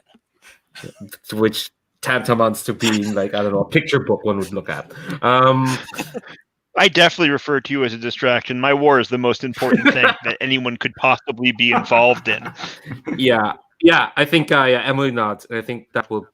I still want to give Jack that leverage because totally. It's basically admitting that she needs help with someone, and I think she will kind of nod to the door that she went through and says, "Should be safe there," and she'll just nod towards there. Okay, so you guys are exiting back through that door. And you're you're exfiltrating as on a 10 plus. That's Valentine, holds court. So yeah, you can open the door. It slides open easily, and it doesn't open back into the ruined church at all. You find yourself stepping out onto a street right near your own apartment, Emily. Oh, could we have brought Timofei with us, or is he sticking around? No. He seemed uncomfortable, so I think he's coming with you. And I think I tried to catch Joske's eye, and a raised eyebrow and a tilt of the head toward the door. Like, are you coming? I sort of gesture with my cigarette and smile, sort of to say, "You guys go ahead, and we'll catch up." All right. When a friend is leaving on the party early, and you're like, "I'm gonna hang out here. I'm good, but don't worry, I'm not. We'll see you." So I shrug. Yeah, so Jack, Emilie, Timofei, you step out onto a street of Vienna. People are bustling by. There's someone selling balloons. It's extremely normal compared to the places you just were. And Timofei says, "What was that place?" Like looking right at you, Emily. You're still breathing. I should explain. Emily, Timofei, Emily. We've met. I am aware. I hope that this can be the beginning of a new chapter in your acquaintanceship. I assume you've broke a new chapter, Jack? Let's say that Chapter 2 is written on the page, and the new paragraph is waiting to begin. Right. Is this the chapter where he doesn't try to kill me whenever we were... Has he tried to kill you yet? She shoots a look at Timofei. Yeah, but I wouldn't have done it permanently. I can bring people back if I need to, and she's useful. I know you've still got that apple, he says to you. And I look at him. Oh, you're referring to... Wait, actually, I need to figure out which apple is this. Oh, unclear what he thinks he knows. You had one apple, you gave it to the CIA, but you stole a different one, actually. If you're talking about the apple I took from you at the hotel, I tossed that to a friend, and well, Jack would know more about what happened to that apple than I would. I got tossed into the sewers for my troubles. Listen, I think we can all agree that up to now, things have been difficult. Let's go to the checkpoint. Let's have some pastries, some coffee perhaps, a late night beverage.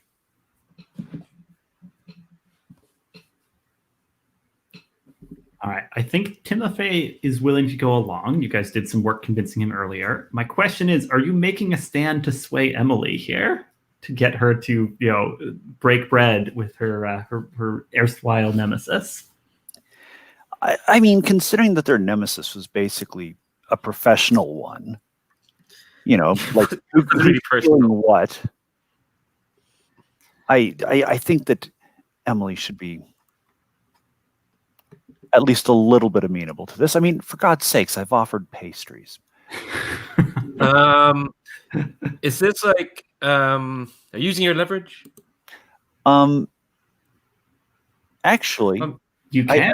I think, let me take a look here at the character sheets. You have some leverage on Emily. I do.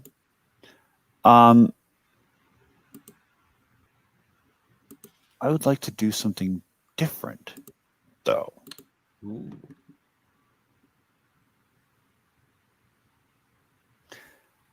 I think that this is a good time for once more onto the breach. I see. A rallying speech.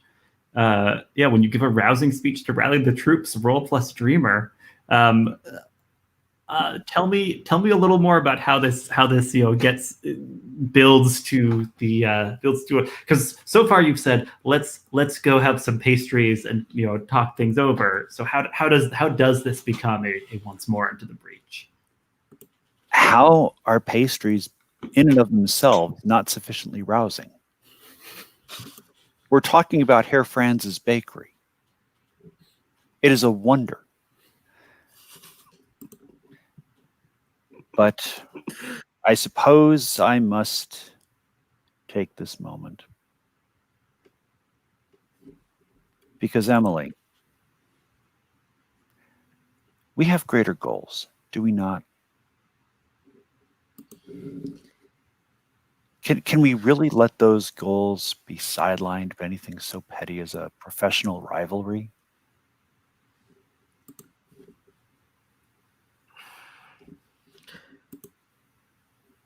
I think Emily's like shifting a bit uncomfortably where she's standing.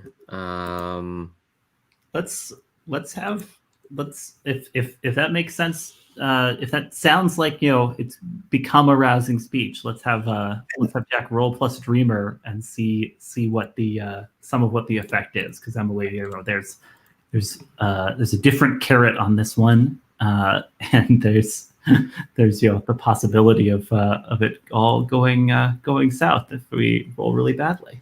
And just put a little bit more on there. Mm-hmm. I walk up to Emilie, gently lift her chin up, and gaze into her eyes, and say, "Please, for me." That's very arousing.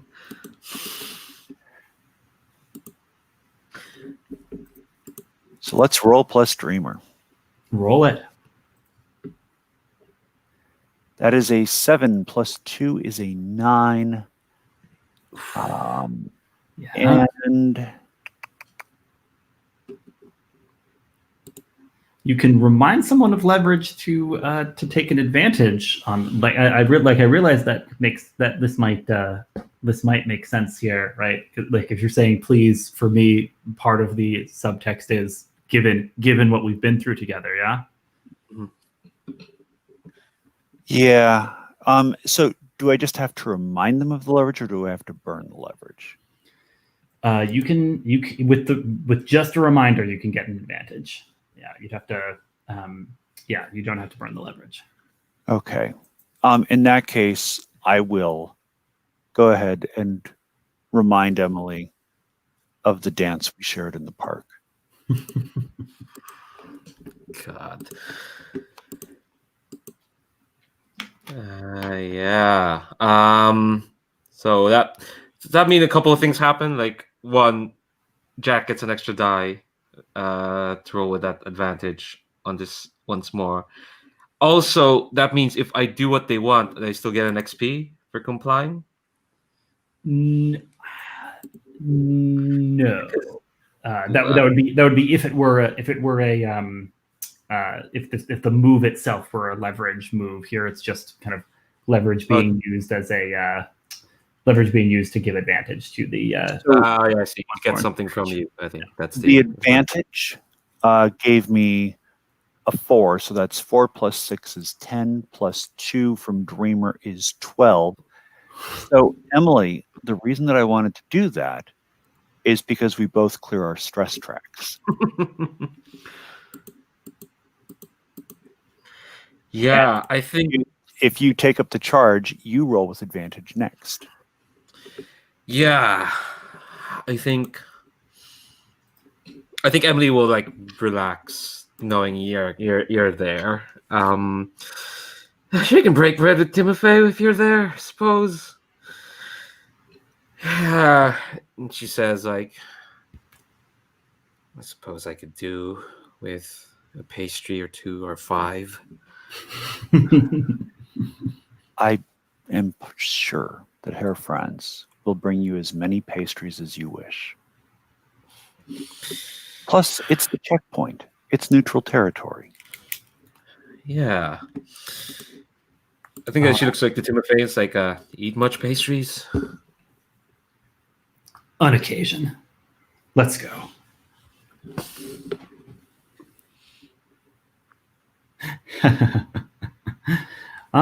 Yeah, I see Joske says he'd love for him and Valentine to have beaten them to the checkpoint, given that moving through other dimensions is weird.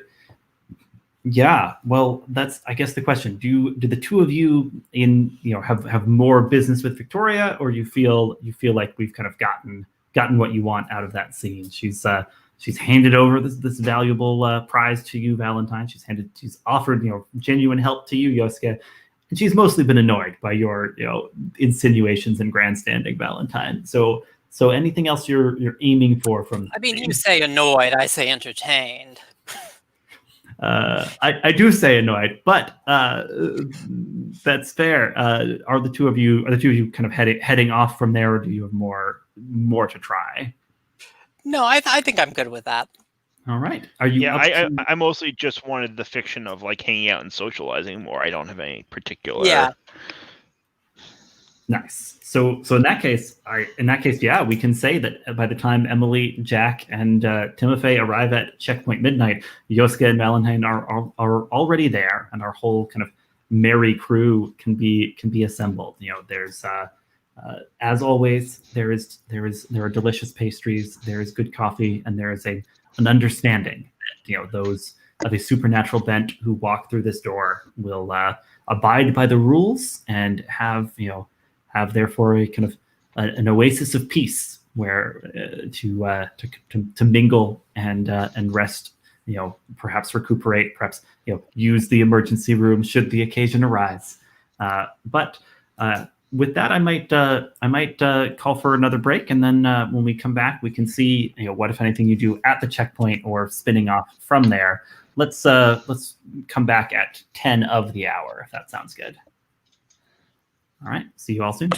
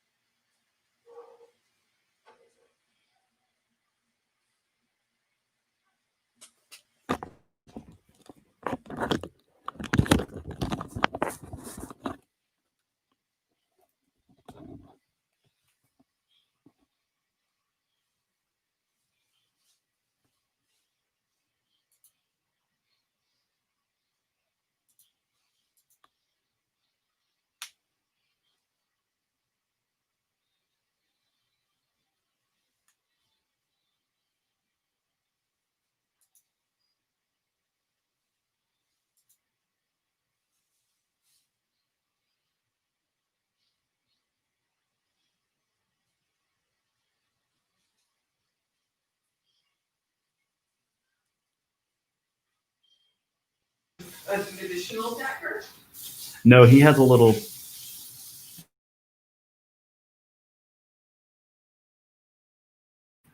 Sorry, I was giving a touch of the recap to an interested party. Are we all back? Yep. Great. Well, having gathered at Checkpoint Midnight, I'd be happy to resolve some of the entanglements that folks have taken, because I think Emilie has a additional handler that's coming into the picture, and Valentine has a code name being introduced. Is that right? Yes. Valentine, let's check in with you first for the code name that you're taking from your Soviet handler. Did you have an idea already, or are you open to suggestions? Oh, I think it's something terribly gauche. Sandman, we're not probably. hearing you. Must be muted somehow.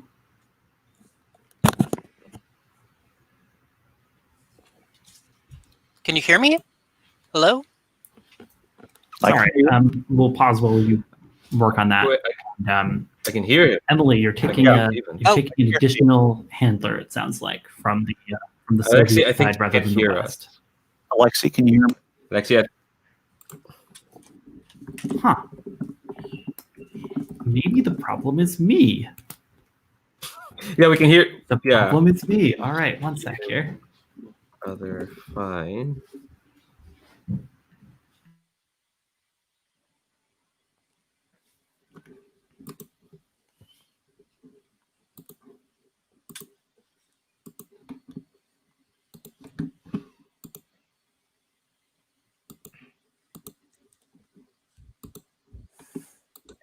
Okay, can everyone hear me? Yes. We always could hear you. And I still can't hear people. Yep. Huh. Oh. One moment. Yeah, I can hear you fine. Well, this is not exciting for him. Or I guess us. Or I guess Yeah. us either. Say something now. Oh, testing. yeah. Testing. Sibilance. Testing. Oh. No. Oh dear.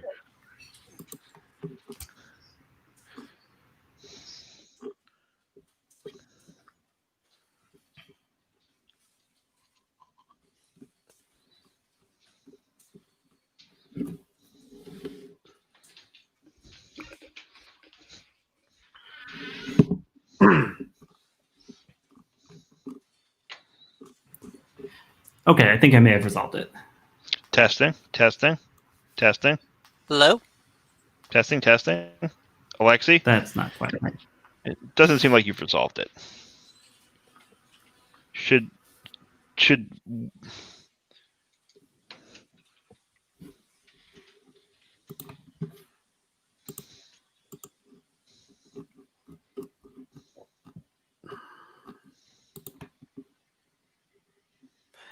I think that Alexi should bounce out since with StreamYard, the session keep should recording. stay, yeah. there we go. I think I'll keep recording for maybe 10 minutes or so, and then I'll stop Yeah. while the host is gone.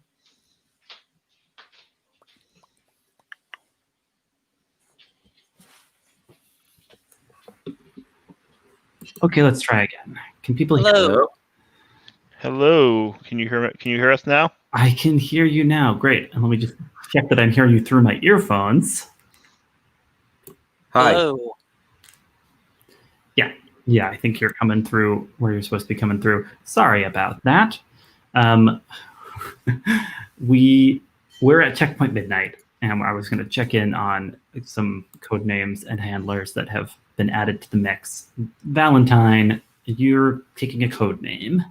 Did you have thoughts about that? Well, I was thinking it's probably something terribly gauche like Sandman. Partly for the association with night and dream, and also because of, the fact that I do not have traditional eyes. If people are familiar with the more gruesome parts of the Sandman story. Okay, yeah. So a little we assume, of course, that at some point, Neil Gaiman has a dream about this this happening in Cold War Vienna that influences his own future work. I mean, no. I mean, like there is an actual like Sandman legend that exists outside of Neil Gaiman. Yes, no, that's fair. Yeah, Valentine, codename Sandman. Like there's the thing that like the Sandman, unruly children, he'll come in and burn out your eyes with a hot coal. That's. I did not know that part. That's crazy. I feel like that's much more sinister than the Sandman tends to be. Okay, yeah. So codename Sandman. Are you up for us to get a little scene or scene lit with you and your handler here at the checkpoint? Dear. Have a seat. I've already ordered you something tasteful. That sounds like you, Valentine. Always something tasteful. Yeah, and as he brings it over, you can put it on her tab. Thank you. Yeah. So like, Yelena sits back, looking you up and down. She says, "When we met at the party, you gave the impression you had ways of getting around this city beyond what some mundane agents would be able to do."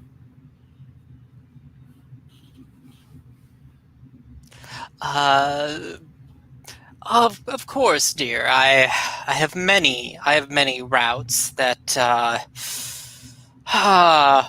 the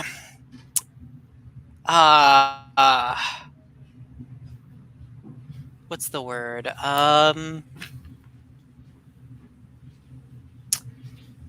That the mortally disadvantaged are known to make use of. Could you reacquire a painting that has come into the possession of a Western agency? Oh, I am quite familiar with the acquisition of artwork, of art pieces. Did you have one in mind? Stygian Blue Dreams. Have you heard of it? Oh yes, I believe I heard it in passing. I think that they were supposed to do a showing of it at that show we both attended recently.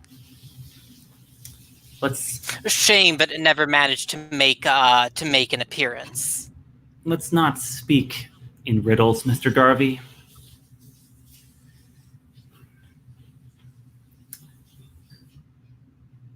My agency is willing to pay more than double the painting's listed value if you can deliver it intact.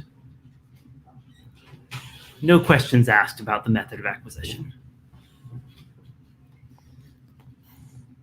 And she might be leaning on leverage here if you're still like dancing around, right? Yeah. Does she have leverage on me? She's a handler. Handlers get leverage on you when they become your handler. That's what I figured. Yeah, from her perspective, this is a relationship where. I get you. Yeah. No, I believe that I have a means. If you have some information on where its location might be, or is finding it also part of the job? We know who has it. I can give you our best guesses of where.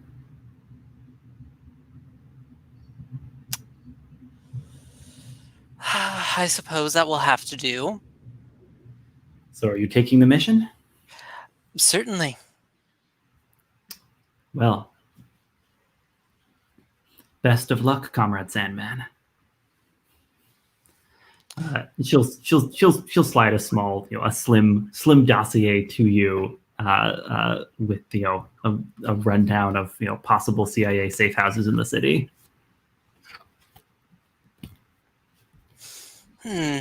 Yes. I have contacts I can run this by with. I'll let you know once. I'll let you know once I'm ready to make a drop. All right. I think you can mark an XP for taking on a mission, as your handler has kind of pushed you towards it, and she'll smile and nod, and what ridiculous thing did you order that arrives at this point? Oh, I mean, it's a wonderful sort of brandy that they ferment it with a few poisonous centipedes inside. The poison really gives it just that nice piquancy, You're like giving her this explanation as the brandy is served. Yes. Yeah. Obviously she'll raise an eyebrow, but she will drink. This is a professional relationship where you don't poison each other. That's understood to be gauche. Oh yes. Emilie, you are taking on a new handler. Is that correct? Yeah, part of her moving to the Soviet side is like the rather, in a petty way, just like I forgot Agent George Dixon can be quite impersonal. Of course the Soviets will be way more personable. Yeah, Are you sure. seeking out someone in particular? Yeah, hoping to author a new character, or to take on one of, because we have 2 Soviet handlers that others have. Actually, there's 3 Soviet handlers all told between Lena and Yelena Kozakova and Spartak, who was giving Joske a mission last time around. I mean, Yelena is delightful, if I do say so myself. Emilie. Yeah, but she's also involved with another woman I slept with. So another PC who's not here, but will be joining us next month. That's. I don't want to unpick that web. Spartak is predictably ideological, which is sometimes useful in a handler. Yeah, I love everyone just making pitches for their Soviet handlers. Yeah, the thing is, like, I kind of want to have him be Yoske's handler. Figure that out. Part of me wants to bring back another NPC from that old Urban Shadows campaign where Emilie came from. Oh my goodness! So many yeah, NPCs. Yeah, let's add one more. What's one more? Do you remember, Alexi, that rather lovely lady who was like an heir apparent to some winter court over in the east, who also turned out to be an ex of Victoria's. Yes, I remember this character. Are you putting out feelers, asking around? Yeah, I think like, because there's enough loosey-goosey time between that campaign and this, I think they did meet once. They probably kept in touch. So I think what this looks like is like at some point, Emilie steps away from eating with Jack and Timofei, and she kind of like reaches into her wallet, and there's like this bundled up kind of like scroll that's code to the touch. Mm-hmm. And she looks around and realizes, like, she's at the checkpoint. She shouldn't be doing this here. She's gonna step outside to the alleyway, take out a lighter and kind of like light it, and see if like she can, like, if not summon Milashka, at least draw her to Emilie's orbit. Is that okay? It might be a bit indulgent.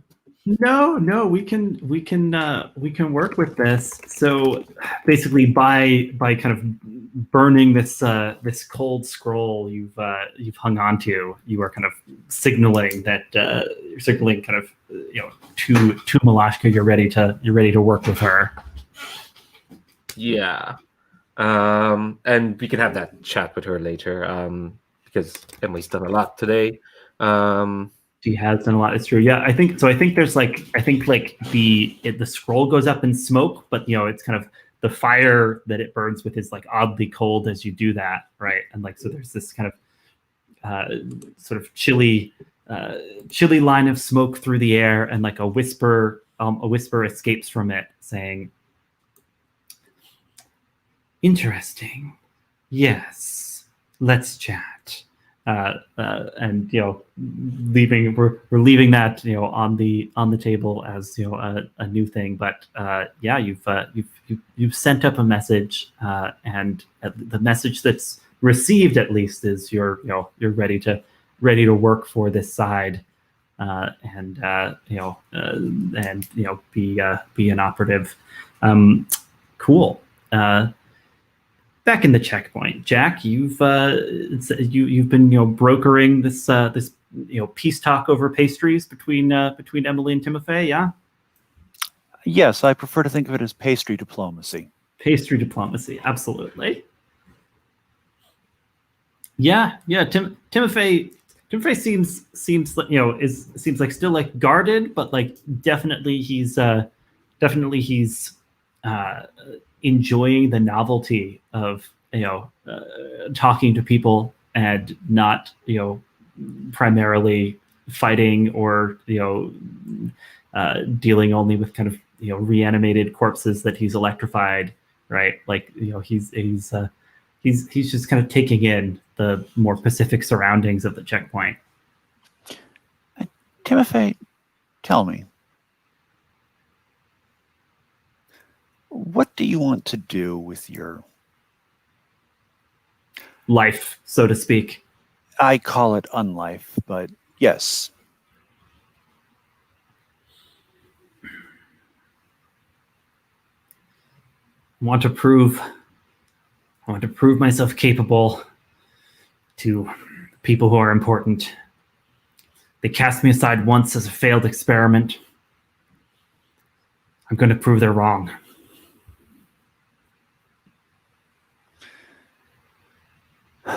My dear boy, there are many ways to prove that you have value to important people. For example, if you wanted to take up a career as a pastry chef, Herr Franz is an important person. You can serve the citizens of Vienna and make a greater mark than you ever could with a gun in your hand. Not exactly my skill set. I understand. I'm just saying that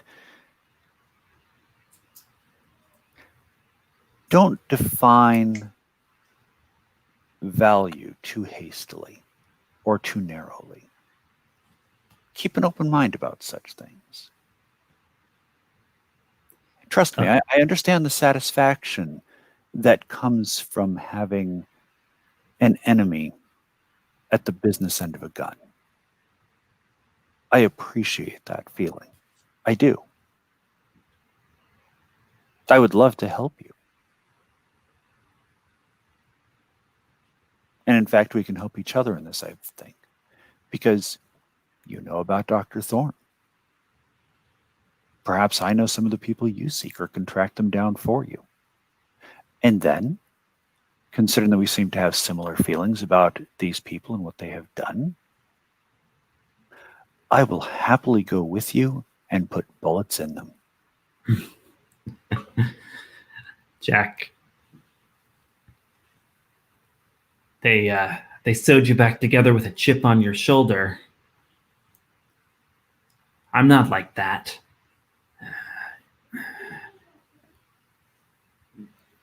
They can keep tinkering away wherever they are for all I care.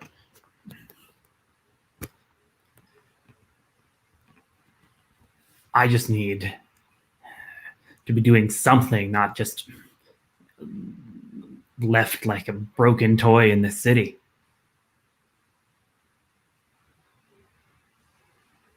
Okay. Then we just need to figure out what.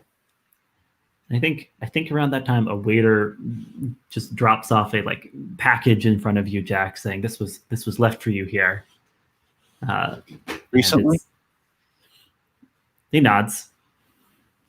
How recently? In the last hour? The last 15 minutes? Earlier today. I see.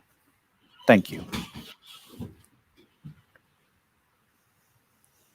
It's a little brown paper package. Now then, Timofei, where were we? He looks over. What's that? I have no idea.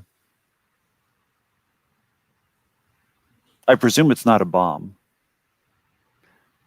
Surely no one who knows anything about this place would deliver a bomb here and risk Herr Franz's wrath. Timofei closes his eyes, flexes his hand. You hear like the tiniest of crackles. He says, "Not a bomb, but there is something electronic."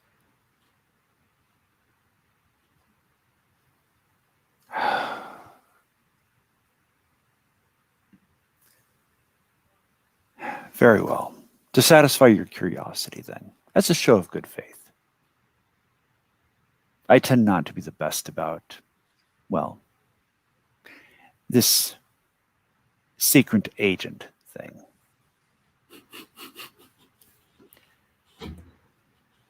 I'm a bit too obvious for most people. And I'll just unwrap it right there at the table. Great. Yeah. It's a watch. Fancy little watch, and there's a note from Trip with it. Oh dear. He's sending me watches now. It must be serious. Yeah, the note says, "Dead man, this'll help us stay in touch. We need you on perimeter watch." And then he gives an address in the British sector and a date and time, which are like tomorrow evening.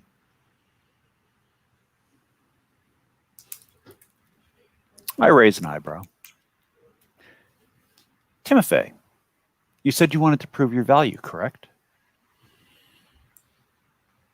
What are you proposing? A friend of mine has asked me to patrol the perimeter at a building tomorrow night. Would you care to join me? What sort of trouble are they expecting in this building? I have no idea. I can probably get more information on that in the morning, so I can at least tell you what weapons to bring. My general intention is to bring all of them. Sounds fun. You see, Emily, isn't this nice? Emily, have you rejoined the conversation? Yeah, smelling of like smoke. She just said she took to she smoked outside, which technically she did. I guess. We're enjoying pastries. The coffee is hot. It's flavorful. Yes, I usually prefer the talking and the No one's pastries, jumping off I a suppose. roof. No one's shooting electricity at anyone. Isn't this vastly more preferable?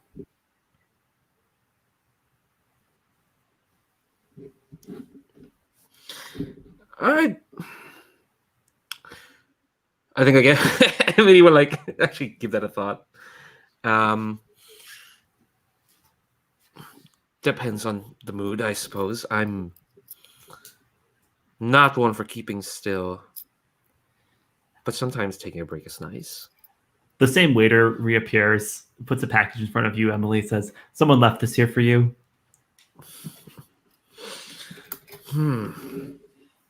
Sometimes I wonder if it's worth going to a non-neutral place so we won't get bothered like this. And unlike their caution, Emily is just gonna like carelessly like wrap it. It's not even gonna wait for anyone to confirm anything. Yeah, absolutely.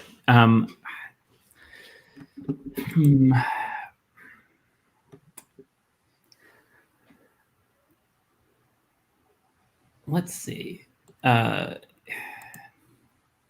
It's it's like a little box of chalk, and the note on it is like let's we got it's spy stuff, right? Like it's a note that's very very generic, but there's some like cue word that lets you know it's a message from George Dixon, your CIA handler, and you're like, all right, you've got the you got a decoder ring or something for this, right? So like the decoded message is we need you inside Lady Aurelia Falkirk's mansion, and we need the wards removed before 11 p.m. tomorrow night. I think she'll read that message, and we'll kind of like take it and like tuck it into her jacket. And we'll kind of like just keep on eating her pastries with like box of chalk. Simple matters. And if anyone asks, like, but she's not gonna like open it up. Timofei's like, "What's that?" Oh, spy stuff.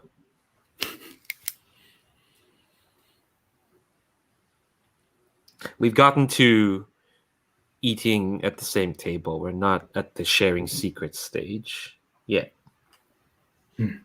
He grunts, but the tone of the grunt says he can respect that. Joske, you made it to the checkpoint, ahead of these two. Are you hanging out? Are you hoping to like join this table? Are you examining your favorite chair in the corner? Yeah, I think they see me examining my chair, where like I'm kind of brooding. I think I'm like chain smoking and drinking and kind of like moping, brooding a little bit. I'll gesture toward a vacant chair at our table. So what? I'll gesture toward a vacant chair at our table. Yeah, I will stare emptily into space past that chair. Yeah, there's like there's like very much a petulant, almost like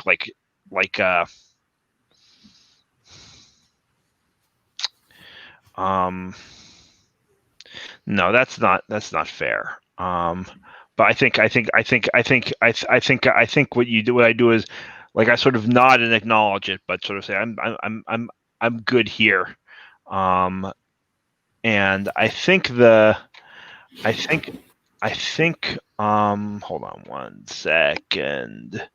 I want to I get up. I get after a minute. I get up from my chair. After a minute, after like 45 minutes, probably sitting through that the entire time that conversation is taking place, I'm like moping in my chair, and then Jack sort of gestures to the open chair at the table, and I sort of like smile and acknowledge the offer, and I get up and go to the bar to talk to Herr Franz.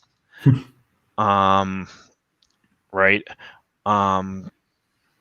And I think what I want to do, hold on, I want to look at this. I was on the wrong tab here. I want to ask, I mean, want to meet a contact. Yeah. And the contact can be Herr Franz, or it can be someone else. Like we can do what's the name of the move? Sorry, there's too many different cool moves here in this game. The one where you, or am I thinking of a different game? I'm thinking of a different game. Anyways, there's meet a contact as one of the right. There's meet a contact checkpoint moves for the checkpoint moves. There's not an event and NPC move in this game. No. Right. Yeah. So it can be Herr Franz, or it can be someone else. I don't think it's Spartak. But I wanna see if I can get a sense of where exactly it is that Marcel Mignard sleeps.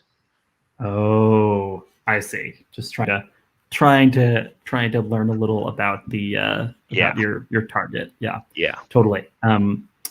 Well, we established previously that there's a dishwasher at Checkpoint Midnight named Otto, who is an endlessly useful fixer for procuring odd items and services. It's possible, sidling into the kitchen and having a chat with Otto would give you a chance at this information. I wonder though if maybe I'm just chatting up like a normie art critic. Oh, nice. Yeah, just right. Who's just like I notice someone like reading through some art journal. And we can give them a name. Let's give them a nice French name, Pierre. What's a good French last name? No, we have so many PCs. Pierre Brodeur. All right. Pierre Brodeur. He looks up over his glasses. He sees you. He says, "I see you admiring this journal. Are you an artist yourself?" No, and I sit down and I smile. I offer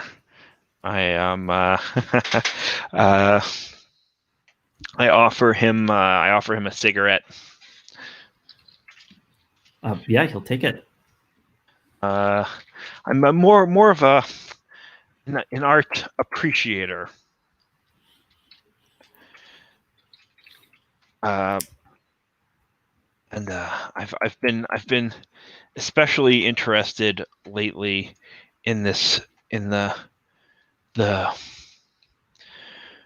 deeply moving work of a gentleman who's been working in this city, but whose work I've been told is going to be displayed. But then I went to the gallery and it wasn't there, and I would love to meet him, but I just can't seem to track him down. His name is Marcel Mignard. Yeah, and he lights up as you say Marcel Mignard. He's clearly a fan as well. Let's go ahead and roll meet a contact and see if this goes your way here. So when you meet a contact at the cafe, roll with questions and take +1 for each yes. Are you following the checkpoint's rules? I am. Do you have leverage on the proprietor? I do not. All right, so a +1. Let's make that roll. Roll it. And that is a 7. Okay, on a hit, they have good intel or helpful resources for you. On a 7 through 9, it's dicey keeping your conversation safe from prying ears, mark a stress. So yeah, my sense is this will unfold with him beginning to enthuse about Marcel Mignard's work. And then with the help of another cigarette or two and some well placed questions from you, you get the name of the hotel in the French sector that where he's been staying. Yeah. I thank him for his time. And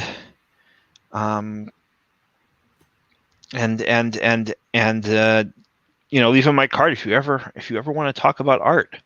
You can usually find me here. And then I walk over to the chair that Jack had offered me. Okay, so you do return there, and we'll say Yeah, it's we'll say it's dicey keeping your conversation safe from prying ears. We'll just say that as you're having this casual conversation with someone for whom it seems to be just art talk, kind of hovering nearby, looking hungrily over at you, is that cousin of Valentine's you met the other day, Scylla. Does that track for marking a stress from this encounter? Absolutely. But Joske, you then join Emilie and Jack at this other table. Yes. Valentine. And Valentine, you concluded business with Yelena. You probably noticed Scylla, lurking around here as well. Plus, there's a table with a number of your friends or associates at it. What do you do?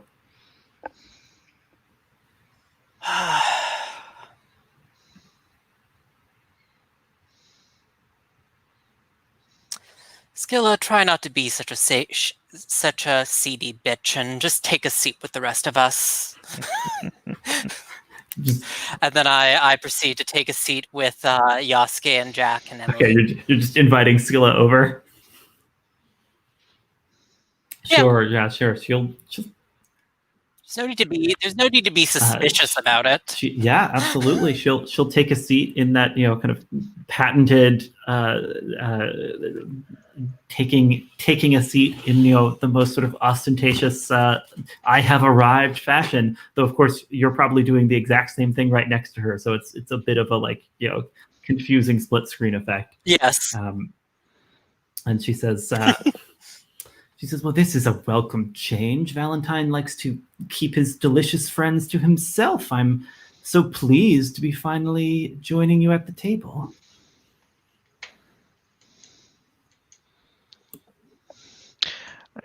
I smile, sort of toothfully, say, well, I enjoyed our last conversation. I'm happy to see you back here, over here now.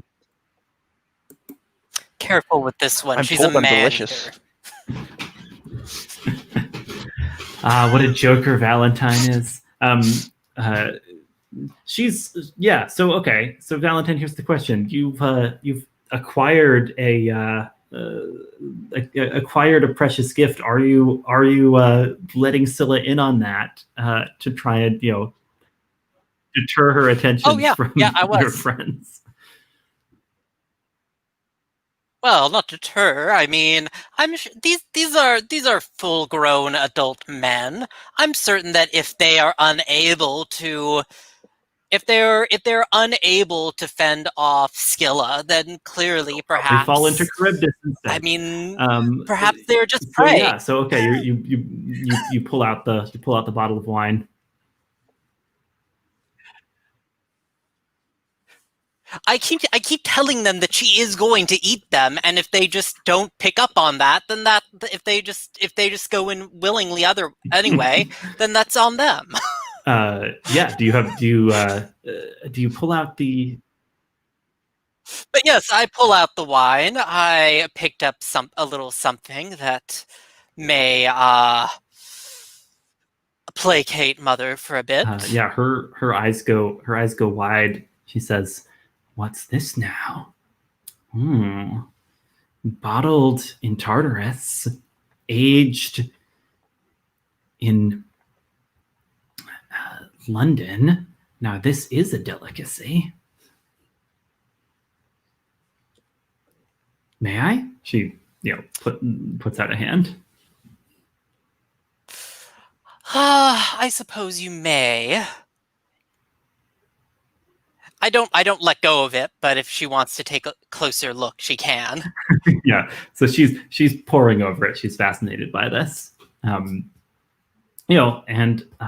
essentially you have found a worthy gift to offer to your mother, if that's what you want to do with it. Yep, that is what we're going to do with it. Right.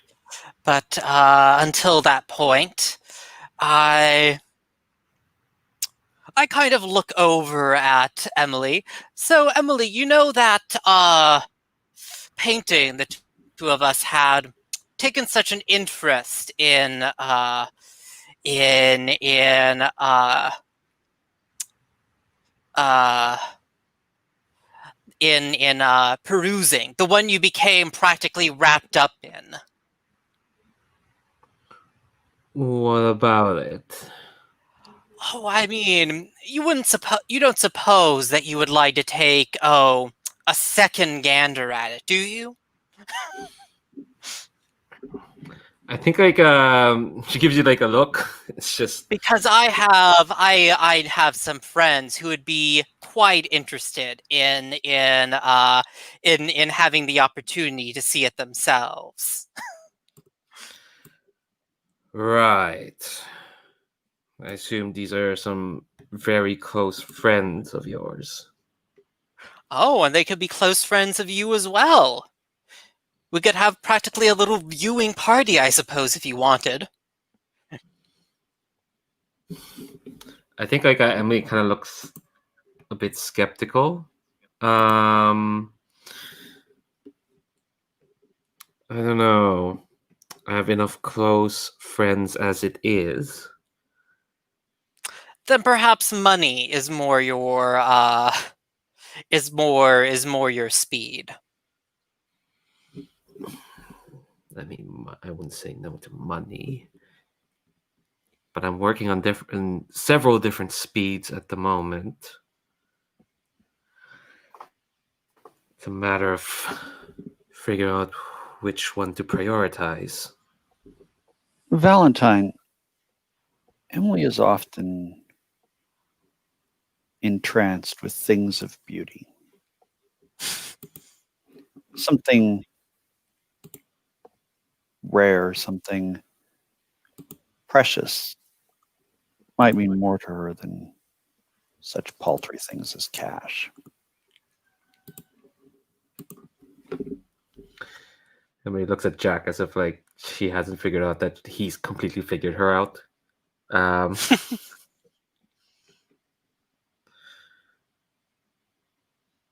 Well, that's an indelicate way to put it. How so?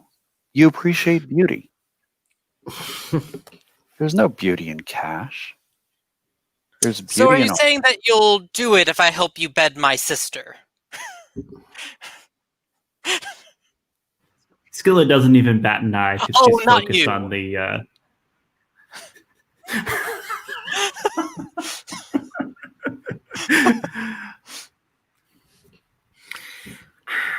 Valentine, that painting that you want is in the hands of people who probably aren't going to let it go at any moment, and I have as much influence on them as I do on I don't know, her friends at the Your moment. influence is not the skill I was hoping to employ here. Oh, is it my my charm, my looks, my what is it that you want? You think I can No, provide you? it's something you actually possess. Valentine just ruthlessly insulting people in an attempt to get them to help him. I mean, that's who Valentine is. Yep. No, I meant more your capacity for getting into places you don't belong. I look at Emily. Why is everyone always asking you to jump off rooftops? Because I always miss the ground. Yes, but they never ask you to do anything else. No one ever sees you for more than your ability to fall from great heights and avoid injury. To be fair, it's pretty annoying when she does that, says Timofei. I think it's possible. I disagree. She's also very talented at causing problems and then walking away from them. Or And look, I was able to reconnect with an old friend because of it. Patting Timofei on the hand. and So really, I think we all owe Emily a great deal. And you can't tell if I'm serious or not. You have no. I mean, I guess you can decide what you know, but like Yes, you and I'm not. Victoria have that lunch date together now. That's right. That's right. And Emily, And- all my old friends because of you. yeah, it's true. So we're getting to the end. I feel like it'll probably take a little more before our operatives decide like which of the things on their plates they're going to go for. I'm just going to throw one last thing in here, just because we gotta set up cool stuff in our finale. I think like you hear Valentine, the voice again of that like night gaunt shadow that was talking to you earlier in the graveyard, just saying, Prince Valentine, I'm sorry to bother you, but I thought you might want to know that someone is setting fire to your apartment.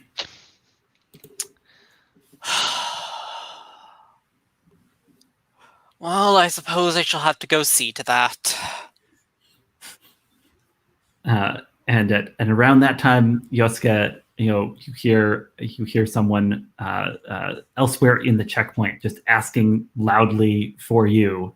A woman's voice. She's asking in confusion, like she's kind of out of breath, and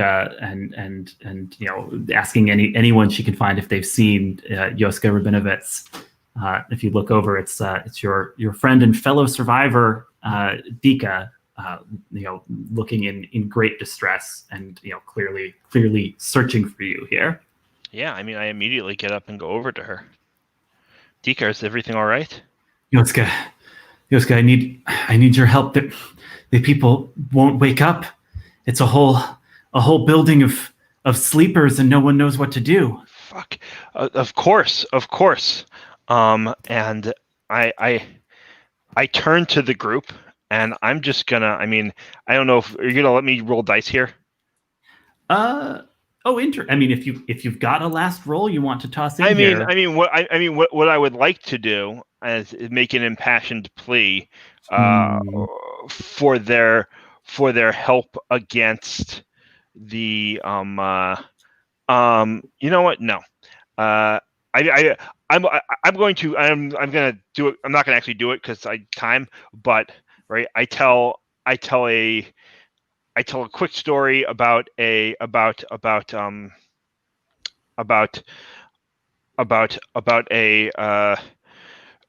person. As I was traveling through a small town, and someone just would not wake up, and then the next day the entire town had disappeared from the map because of and this is not. I kind of wanted it to be isolated, but it's not, and that's fine.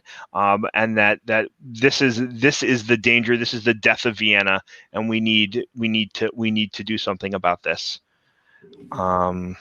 This is the elves. This is the nightmare. This is the Nazis. They're making this the home of the master race, and we can't allow the master race. We cannot allow it. Yeah, and that's great. That can be take a stand or not, depending on.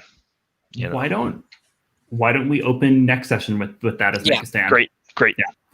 Yeah. Let's real quick run through end of session moves for this time around. Jack, any of these jump out at you as kind of a capper for what you've experienced this session? Describe how your character's ideology or loyalty has been shifted. Explain how you've gained advantageous insight into a character you interacted with. Describe how another operative can tell you to take a bullet for them. I think my loyalties keep shifting to the point where I'm just loyal to the people at the table at this point. Yeah. I mean, if Trip was sitting there and if Lena was sitting there, I'd be loyal to them as well. But I'm loyal to the people more than the countries or causes they represent. Well, Trip has sent you a very nice watch, so he's there in spirit. Yeah, go ahead and mark XP. And then a quick question for you. Uh-huh. Do you think I hit any of the release moves?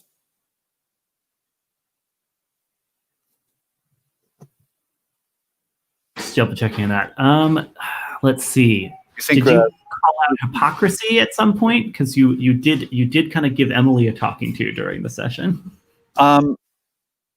I suppose I did that, and I also recruited Timofei to pursue what kind of feels like a lost cause, and I did jump into that hole that Valentine opened up before the roll. All right, we'll say you hit at least one of these then. Okay. So, got it. Thank you. Moving right along. Absolutely. Does that fill up your XP track, or still some to go? Fills it +1.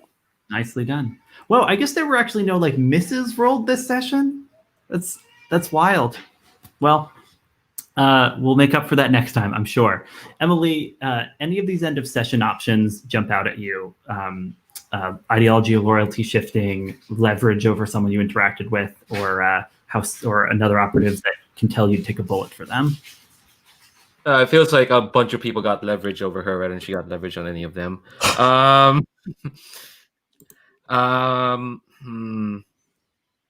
me see. I don't think Emilie would take a bullet for either Valentine or Joske at this point. That opening of next session is going to be fun. I think her loyalty is shifted towards this hander I just made up, because the reason why I called up Malashka is because she's an ex of Victoria, and Victoria finally resurfaced. Yeah.